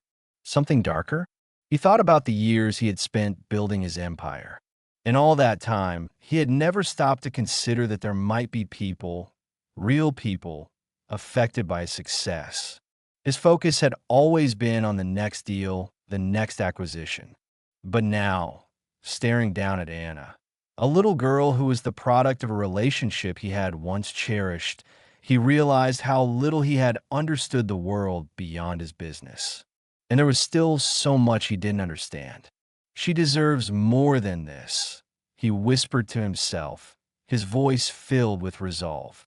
She deserves to know the truth. She deserves a life free of secrets. He stood up, walking to the window and looking out at the tarmac below. The planes sat still, as if waiting for something to happen. For the first time in a long while, Christopher felt something else waiting, something inside him, something he hadn't expected. He wasn't just waiting for the next big deal anymore. He was waiting for the answers. And for the first time, he was willing to face whatever truths came his way, no matter how painful or complicated they might be. "I'll find out everything," he muttered, more to himself than anyone else. "I won't let her be alone in this world." Turning back to the room, he looked down at Anna, still asleep, her stuffed rabbit cradled in her arms. It wasn't just about being a father now. It was about making sure Anna never felt abandoned, never felt like she didn't matter. She mattered, and it was time for Christopher to show her that. Christopher's mind raced as he sat at his desk, the weight of the day's revelations pressing heavily on his chest. He had been combing through Marissa's past for hours, determined to find something, anything, that would explain why she had kept Anna from him, why she had never told him about their daughter. The girl lying in the infirmary bed, feverish and weak, was his daughter, and yet he had never known her. He had missed years of her life, and that was a mistake he was now desperate to understand.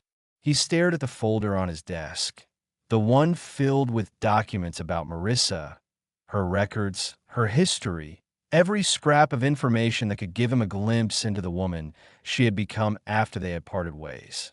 But the more he read, the more he felt like he was walking through a fog, trying to find a clear path when everything around him seemed clouded by secrets and unanswered questions. He glanced at his phone. Carter had promised to get him more details about Marissa's life, and though the assistant had been diligent, nothing had yet illuminated the reasons for Marissa's silence. Everything pointed to one thing: fear. Fear of what might happen if Christopher knew the truth. Fear of what his involvement could mean for Anna, for her future. His fingers hovered over the keyboard, but he hesitated. What if I don't want to know the answer? The thought flickered briefly. What if there was a part of Marissa's life that would make him question everything he thought he knew about her, about their relationship? What if she had kept him in the dark because there were things about his own past he wasn't ready to face? He gritted his teeth, refusing to let fear hold him back. No more avoiding the truth, he thought. If he was going to move forward with Anna, he had to understand why Marissa had kept her hidden from him. He opened the file and began typing a message to his legal team. The message was direct, firm. He needed to know everything. Everything about Marissa's life after they had separated, everything that could shed light on her choices. It didn't matter what it took. He would uncover the truth. A few minutes later, his phone buzzed with an incoming email. It was from his legal team, an attachment containing further details on Marissa's records, her financials, and even private correspondences from years past. He opened the documents one by one, scanning each one for something, some clue that might make sense of her decision to raise Anna alone. As he sifted through the financial statements, he noticed a pattern. Marissa had been struggling financially. There were multiple credit card payments to hospitals, small loans that seemed to pile up over the years. She had been living on the edge, financially physically, emotionally, barely able to make ends meet, much less reach out to him for help. He then turned his attention to a series of letters, correspondence between Marissa and a lawyer, dated just months before her death. The letters discussed paternity, inheritance rights, and legal concerns about Anna's future. It became clear that Marissa had been considering the possibility of involving Christopher, but she hadn't yet made a decision. She was planning to come to me, Christopher thought, his heart pounding. The realization hit him like a truck. She had been preparing to tell him, to reveal everything. But something had stopped her. Something had delayed her decision. Something had changed the course of her life, and by extension, Anna's. He flipped to the next document, an email between Marissa and a close friend. It was a simple message, one filled with personal reflection. In it, Marissa wrote, "I'm afraid of what this will mean for Anna if I go to him. His life is a whirlwind of meetings and planes and airports. I'm afraid he'll see her as a complication, not a gift. I'm afraid he'll walk away from her like he walked away from me." Christopher's breath caught. Walk away. The words stung more than he could have anticipated. Was that how Marissa had seen him all these years? As someone who would walk away when things got too difficult? The pain of his own past decisions surged forward, like a floodgate that had been unlocked. Had I really given her any reason to think I would walk away? He thought about his life, his success, his empire. It had always been about ambition. Always about ambition. He had built his life on control, on detachment. But could he have been so focused on achieving that he never truly considered the people around him, the ones who had mattered most? Christopher ran a hand through his hair, the guilt gnawing at him.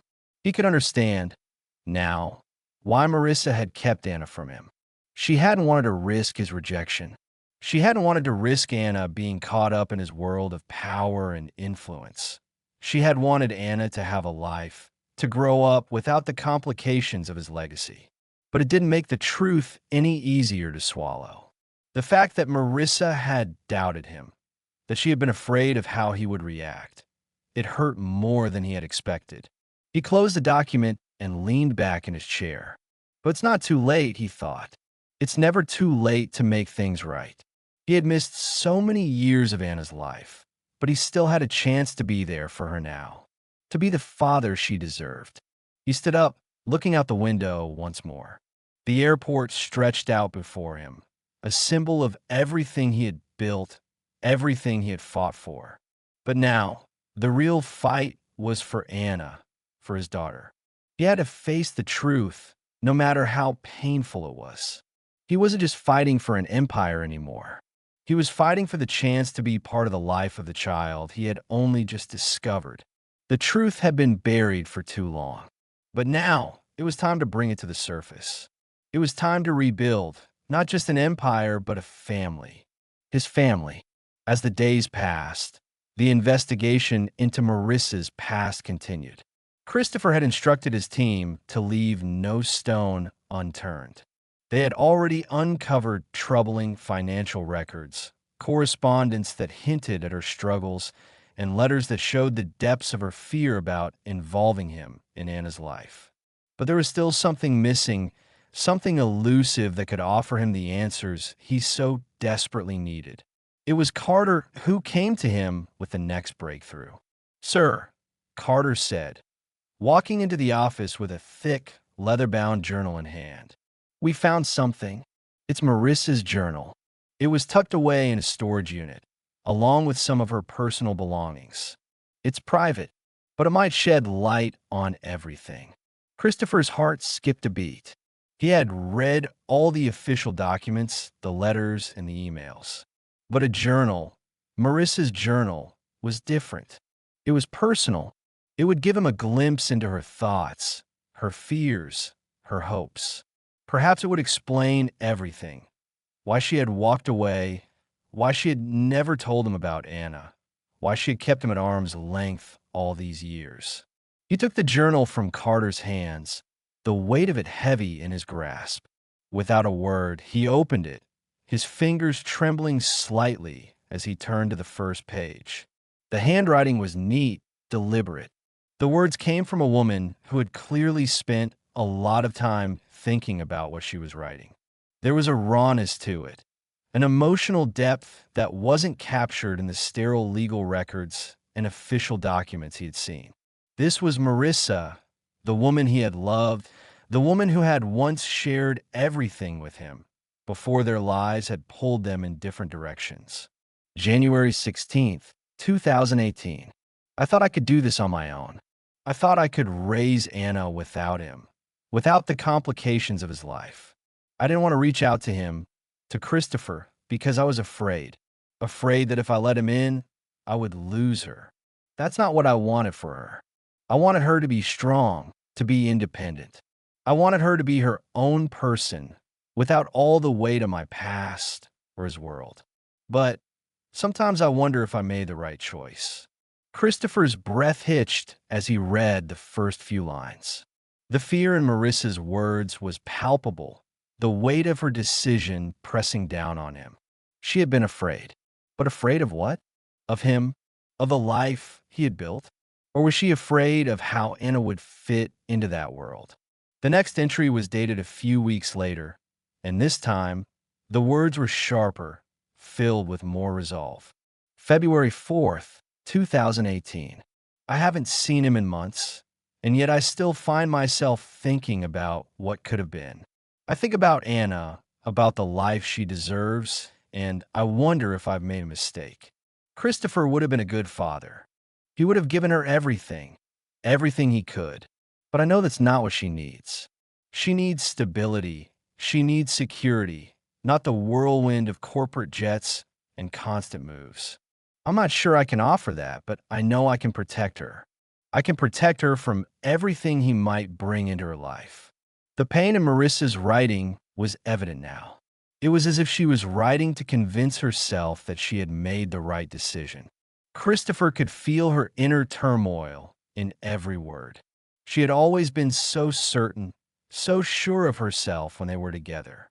But after they parted ways, after everything fell apart, it seemed as though she had been lost, trying to navigate her own choices in a world that seemed increasingly more difficult to control. Christopher closed his eyes for a moment, letting her words sink in. She had been afraid of the life I could offer Anna, he thought bitterly. But she had no idea how much I would have changed for her, how much I would have done to be there for Anna. He flipped to the next page, searching for more answers. The pages turned with a faint rustling sound, his fingers running along the edges of the delicate paper. And then he found something that stopped him cold. March 18th, 2019. I think I'm ready to reach out to him. I'm finally ready to tell him the truth.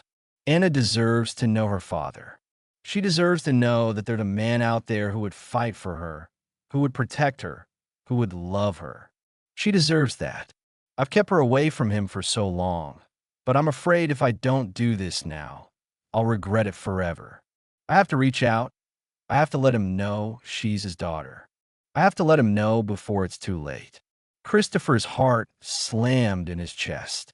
She had been ready to reach out to him, ready to tell him everything. But then what had happened?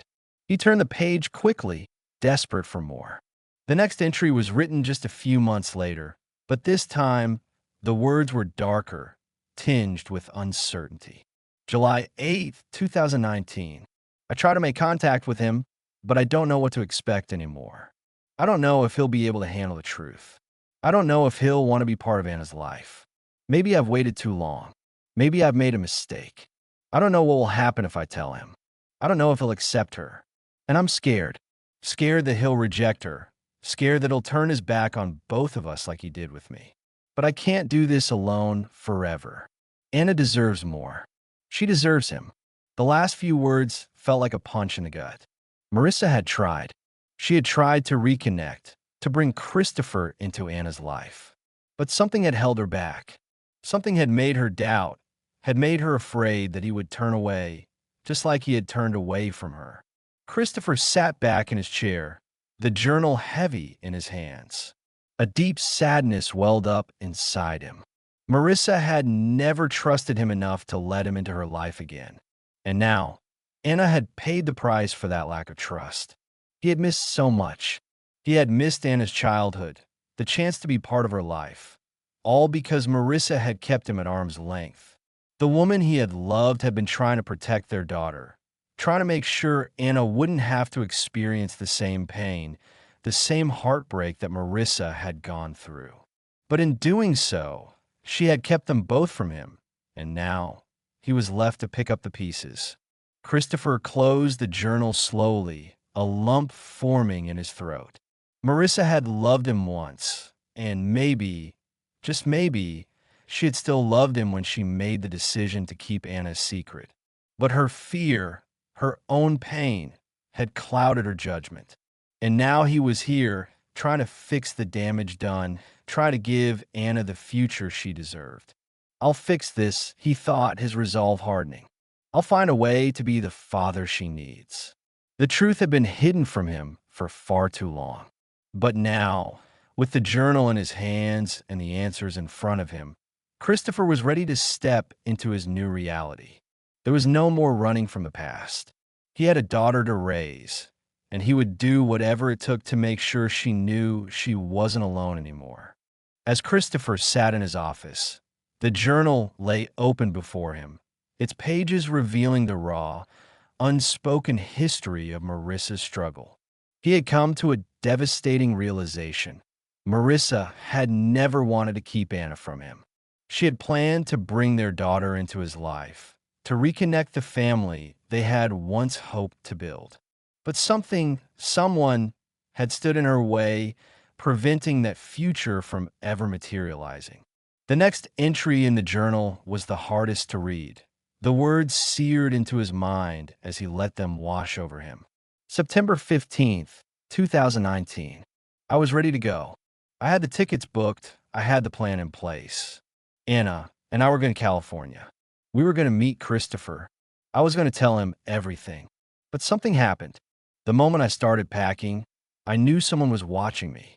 There was a man at the bus station, a man I didn't recognize, but he knew who I was. He knew I was going to him. And now I'm scared. I can't go. I can't risk Anna being pulled into a world she doesn't belong in. I can't risk her safety. Christopher felt a chill creep over him as he read those words. It was clear now. Marissa had been planning to reach out to him, to tell him about Anna. But someone had found out. Someone had made sure she couldn't follow through on her decision. It was like a shadow had cast itself over her life, one that forced her to turn back, to retreat into the silence of secrets. The next entry was even more troubling. October 3rd, 2019. I don't know who they are, but they have their eyes on me. Every move I make, every step I take, I feel their presence. I try to make contact again, this time through a legal advisor, but they intercepted the communication. I don't know how they did it, but I'm sure now someone doesn't want this truth coming out. Someone doesn't want Christopher to know. They're doing everything they can to keep me from him and from Anna's rightful future. Christopher sat back in his chair, his heart hammering in his chest. Someone didn't want him to know. Someone powerful, with resources and influence, had actively worked to keep Anna away from him. The more he read, the clearer it became. There were forces at play here, dark, invisible hands that had been pulling the strings behind the scenes. Marissa had been fighting not just her own fear and doubt, but the weight of something much larger, much more dangerous. He turned the page, feeling a sense of urgency now, desperate to uncover the truth. The next entry felt like a confession, a plea for understanding. November 7th, 2019. I was visited by a man today.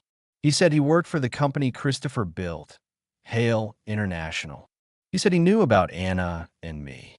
He told me that if I ever reached out to him, if I ever brought Anna to California, there would be consequences. He didn't threaten me directly, but I saw the warning in his eyes, and I saw what it meant. I'm not going to risk Anna's future on someone else's terms. I'll keep her safe. I'll keep her hidden, even if it means keeping her from him.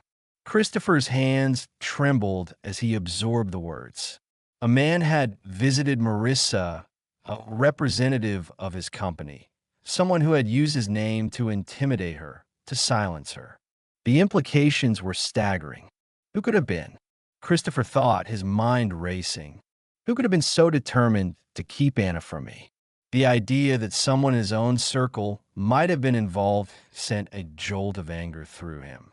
He had spent years building his empire on principles of integrity and vision. The thought that someone might have abused that power, used his name to prevent him from knowing his own daughter, was too much to bear. Christopher slammed, the journal closed, his mind a storm of conflicting emotions. He had been oblivious to the forces conspiring against him, but now it was clear. There had been a concerted effort to keep Anna out of his life, and whoever was responsible had done so with ruthless precision. He stood up abruptly, pacing the room. Who did this? He asked himself, his jaw clenched with a mixture of disbelief and fury. Who could have orchestrated such a scheme? The journal had given him more than he had expected, but it had also left him with even more questions. Marissa had been determined to reconnect with him, to bring their daughter into his world, but someone had systematically blocked every attempt. The question now was, why? Christopher's mind flashed back to the earlier conversations with Carter, the security footage, and the unsettling discoveries they had made about his company's inner workings. Could someone from within his own organization have been behind this? Had someone used their influence to stop Marissa from reaching out to him? It was a terrifying possibility, but one that he couldn't ignore. The weight of the situation settled heavily on his shoulders. He had been fighting against an invisible force for years, not realizing that the biggest challenge of all had been right in front of him. He wasn't just fighting for a daughter he had just discovered.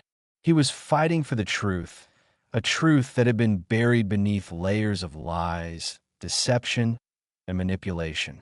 He picked up his phone, his fingers dialing Carter's number without hesitation. "Carter," he said, his voice cold and determined, "I need you to do something for me. I want a full investigation into anyone who could have had access to Marissa's communications. No more hiding, no more excuses. I want to know who tried to keep me from my daughter, and I want them exposed." There was a long pause on the other end of the line before Carter's voice finally responded. "Understood, sir. We'll get on it right away." As Christopher ended the call, a fire ignited within him. He had always prided himself on being able to control the narrative, to steer his empire in the direction he wanted. But now, it wasn't just about business. It was about family, about protecting his daughter from the forces that had tried to tear them apart. The past was finally coming to light, and Christopher was ready to confront it head-on. No more secrets, no more lies. He would do whatever it took to bring the truth to the surface, and to make sure no one ever tried to keep him from his family again. The investigation into the hidden forces trying to keep Anna away from him took a darker turn as Christopher's team dug deeper. What had started as a personal search for answers soon morphed into a revelation that shook the very foundation of the empire he had built. The web of deception and corruption that had been quietly woven through his company was more extensive than he could have ever imagined. It was Carter who first stumbled upon the connection. While looking into the records of the people who might have been in contact with Marissa, he discovered an unsettling pattern. The names kept popping up, individuals from within the company, some with high-level access to confidential communications, who had crossed paths with Marissa in ways that suggested they were actively involved in blocking her attempts to reach Christopher.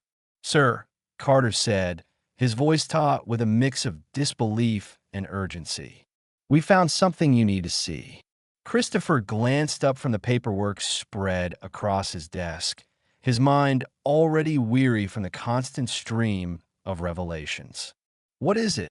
Carter handed him a printed stack of documents, including emails, internal memos, and financial transaction reports. Christopher scanned through the first few pages quickly, but his eyes narrowed as he saw the names of certain individuals repeatedly surfacing. These were people he trusted, people who had been part of his inner circle for years. But now, with each new document, he saw something darker, something that suggested these individuals had been complicit in actively suppressing Marissa's attempts to contact him. The first sign of trouble came in an email chain, dated just weeks before Marissa's death. One of the company's legal advisors, an associate named Alan Reed, had exchanged messages with a third-party contractor who had ties to a private security firm. The content of the emails was enough to send a chill down Christopher's spine. August 22nd, 2019, email from Alan Reed to private security firm. Subject: Marissa Lewis, no contact. Please ensure that all attempts made by Marissa Lewis to reach Christopher Hale are intercepted. Any communication she attempts with Hale International or its subsidiaries must be blocked immediately. We cannot allow this matter to go public. There is too much at stake. You know what to do. Christopher's hands froze on the paper as he read the message again. The email made it clear. Someone within his company had not only been aware of Marissa's attempts to reach him, but had actively worked to prevent her from doing so. And the mention of too much at stake echoed ominously in his mind. What was so important that they were willing to go to such lengths to stop Marissa from contacting him, from bringing Anna into his life? He flipped through the remaining documents, his heart pounding as he uncovered more damning evidence. There were financial transactions between the security firm and several senior figures within his company, payoffs for services rendered. The payments had been marked as consulting fees, but the timing of the transfers lined up perfectly with Marissa's final attempts to make contact. Carter, watching as Christopher processed the documents, spoke in a low, careful voice. We've also traced some of these payments back to people you know well, sir. People you've worked with for years. Christopher looked up, his face pale with a mixture of shock and rage. Who? Who's been involved in this? Carter hesitated, then named the individuals. Malene Kerr, your former chief legal officer. Miles Grantham, one of the founding board members. Alan Reed, legal advisor. And a few others from the senior leadership team, including some you've trusted with the most confidential matters. Christopher's breath caught in his throat. Malene Kerr, Miles Grantham. These were people who had been with him from the very beginning, people he had trusted implicitly. And now, it seemed, they had been pulling strings behind the scenes to keep him in the dark, to keep his own daughter from him. He slammed his fist onto the desk, the shock and betrayal cutting deep. I need everything, he said, his voice tight with controlled fury. Every email, every transaction. I want to know who authorized this and why. Carter nodded. We're already compiling the full dossier. But there's more, sir. Christopher paused. What do you mean? There's evidence that points to a cover-up being orchestrated at the highest levels, Carter continued. Not just about Marissa, but about something much bigger, something that could seriously damage the company's reputation. Christopher stood up abruptly, pacing in a tight circle. His mind raced with possibilities. What have they been trying to hide? What have they been willing to sacrifice to keep him from finding out the truth? His empire was built on transparency, on integrity. But now it seemed like the very foundation of that empire had been corrupted by lies and greed. Get me a meeting with the board, Christopher said, his voice cold with determination. I'm not letting this go. I want to expose everything. Every name, every transaction. No one is safe. As he prepared to confront the people who had been a part of his success, the sense of betrayal weighed heavily on him. How many times had he trusted these individuals? How many times had they turned a blind eye to what was happening behind closed doors? The realization that his own company, the very thing he had built with his sweat and blood, had been the one to actively block him from his daughter stung more than he could have ever anticipated. He looked at the stack of papers in front of him again, the names of the people who had conspired to keep him from Anna. He was filled with an overwhelming sense of clarity. The battle was no longer about business deals or company assets. It was about his family, his daughter, and the lengths people would go to in order to tear them apart. "I'm going to find out who did this," Christopher muttered, his hands clenched into fists. "And when I do, they will pay the price."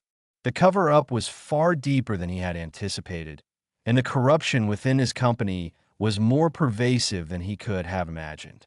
But there was one thing he knew for sure. He would not stop until the truth came to light, until Anna knew the father she deserved to have, and no amount of power or influence would stand in his way. The weight of the decision hung heavily over Christopher, each passing moment intensifying the pressure he felt. He had spent his entire career cultivating an empire, a massive, influential global enterprise. But now, nothing mattered more than his daughter. The betrayal within his own company had been profound, but he couldn't let that silence the truth any longer. It was time to go public. As he sat in his office, staring out over the sprawling tarmac of Hale International, the decision became clearer with every passing minute. His company, his reputation, his empire, they could all take a hit. But Anna, his daughter, would never be silenced. Not again. And the world would know who she was, and who her mother had been, no matter the cost.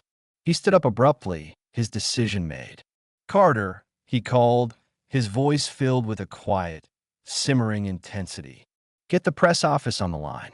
I'm making a statement. A public one. Now." Carter, who had been standing silently at the door, nodded, already reaching for his phone. "Understood, sir. I'll get everything in motion." Christopher walked across the room, his mind already racing with the logistics of what he was about to do. He had been planning to address the issue with a smaller, internal strategy, an investigation, discreet meetings, and quiet repercussions. But no more. The time for secrecy was over. It was time to bring the truth into the light, no matter how dark or uncomfortable it might be. Within minutes, the press team was mobilizing, setting up a press conference in one of the company's main conference rooms. Journalists from all over the world were contacted, cameras and microphones were prepared, and the digital world was ready to capture every word. As he prepared, Christopher thought about Anna. She had been through so much already. She deserved answers, a chance to understand her place in this world, and the legacy of a woman who had fought to protect her. Marissa's fight had ended, but Christopher wasn't going to let it end for Anna. He entered the conference room, his heart steady despite the storm of emotions that had been building up for days.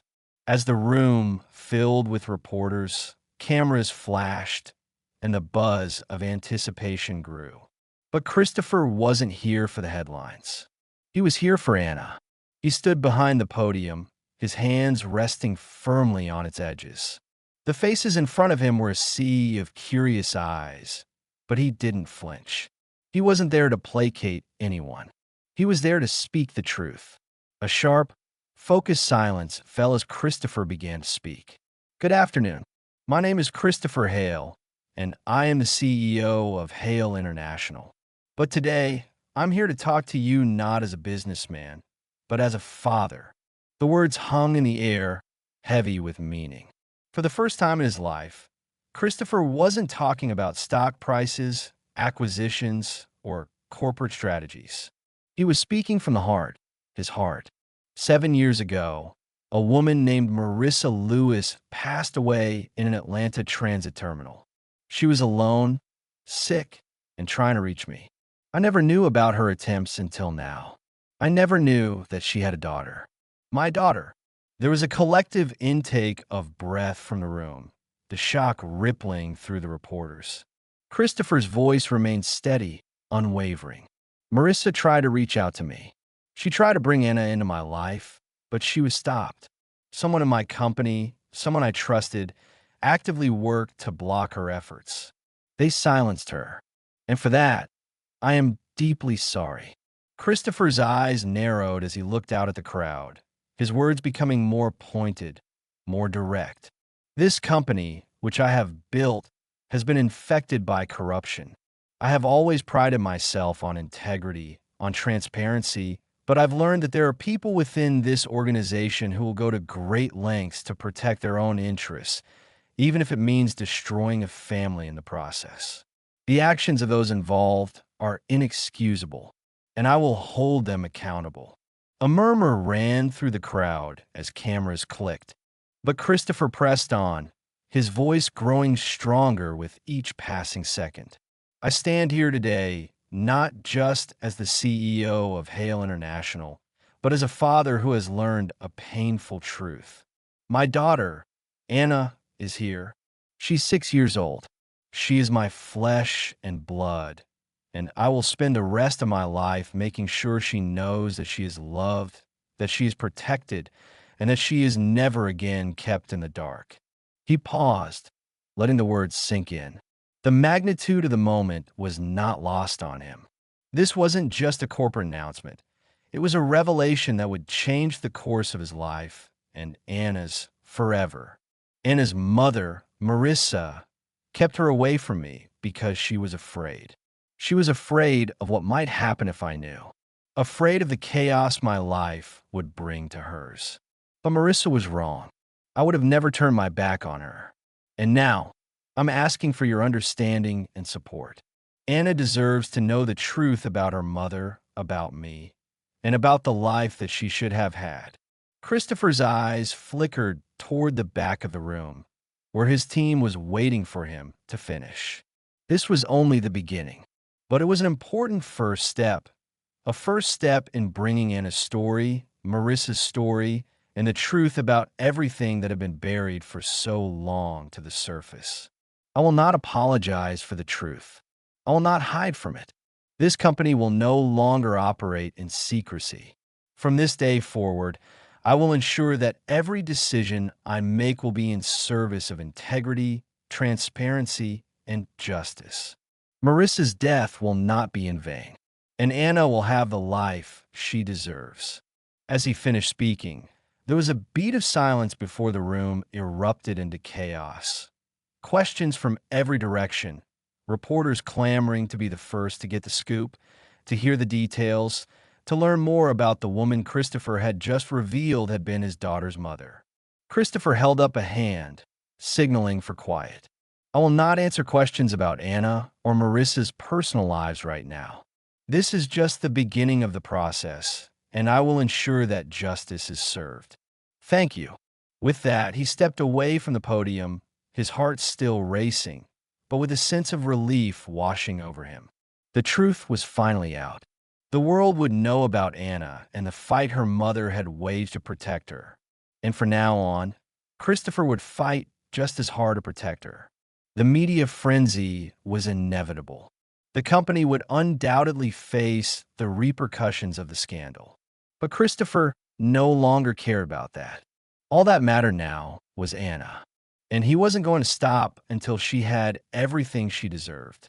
He turned toward the door, the weight of the moment finally sinking in. It's time to bring her home. Chub Skazal. In the days that followed the press conference, the world buzzed with questions, speculation, and a flurry of media attention. But Christopher Hale remained unfazed. For the first time in years, he was no longer preoccupied with business deals, mergers, or board meetings. His focus had shifted, and with it, his entire perspective on life. At the center of it all was Anna. She had been through so much, abandoned, neglected, kept in the dark about her true parentage for so long. But now, she was with him, and that was all that mattered. Christopher woke up every morning with a new purpose. The company had become secondary. His empire, once the source of his identity, now seemed almost irrelevant compared to the life he was beginning to build with Anna. No longer was he the detached, calculating CEO. He was her father, and that role was his priority. Anna's presence filled the penthouse with warmth. The house that had once felt like an imposing fortress of glass and steel was now a home. Christopher found himself laughing more, talking to her, sharing simple moments he had never realized he'd missed. Every evening, they read stories together, and every morning, they shared pancakes in the kitchen. She loved the simple joys of life, so different from the cold, high-stakes world he had once inhabited. The transition wasn't without its challenges. Anna had her own fears, fears of abandonment, of the unknown, and of the future. But Christopher, in his own quiet way, made sure she understood that she wasn't alone anymore. She wasn't just a child in his care. She was his daughter, and that bond was unbreakable. "Is it okay if I sleep with Captain Marshmallow tonight?" Anna asked one evening, holding up her stuffed rabbit, her eyes wide and hopeful. "Of course, sweetheart," Christopher replied, smiling. "He's part of the family now, too." Anna smiled back, her little face lighting up. It was a small moment, but to Christopher, it meant everything. Every day, he saw more of the girl she was becoming, brave, smart, and full of life. Yet, even as he settled into his new role as a father, the shadow of the past loomed large. Christopher knew that Marissa's truth, the story of why she had kept Anna from him for so long, couldn't be buried again. He had made a vow to himself and to Anna. He would not let her mother's legacy be erased. Marissa had been a fighter. She had loved him, and she had loved their daughter. In the end, she had sacrificed her own peace, her own happiness, to protect Anna. Christopher would honor that sacrifice. He began to make plans, not just for Anna's future, but for Marissa's memory. He started by establishing a foundation in her name, the Marissa Lewis Foundation for Child Protection. It would provide resources for single mothers, children in need, and those who had been silenced by forces beyond their control. He wanted to ensure that no other child would grow up wondering who their father was or why their mother had kept them away from the love they deserved. The foundation became a beacon of his commitment to Anna and to Marissa's legacy.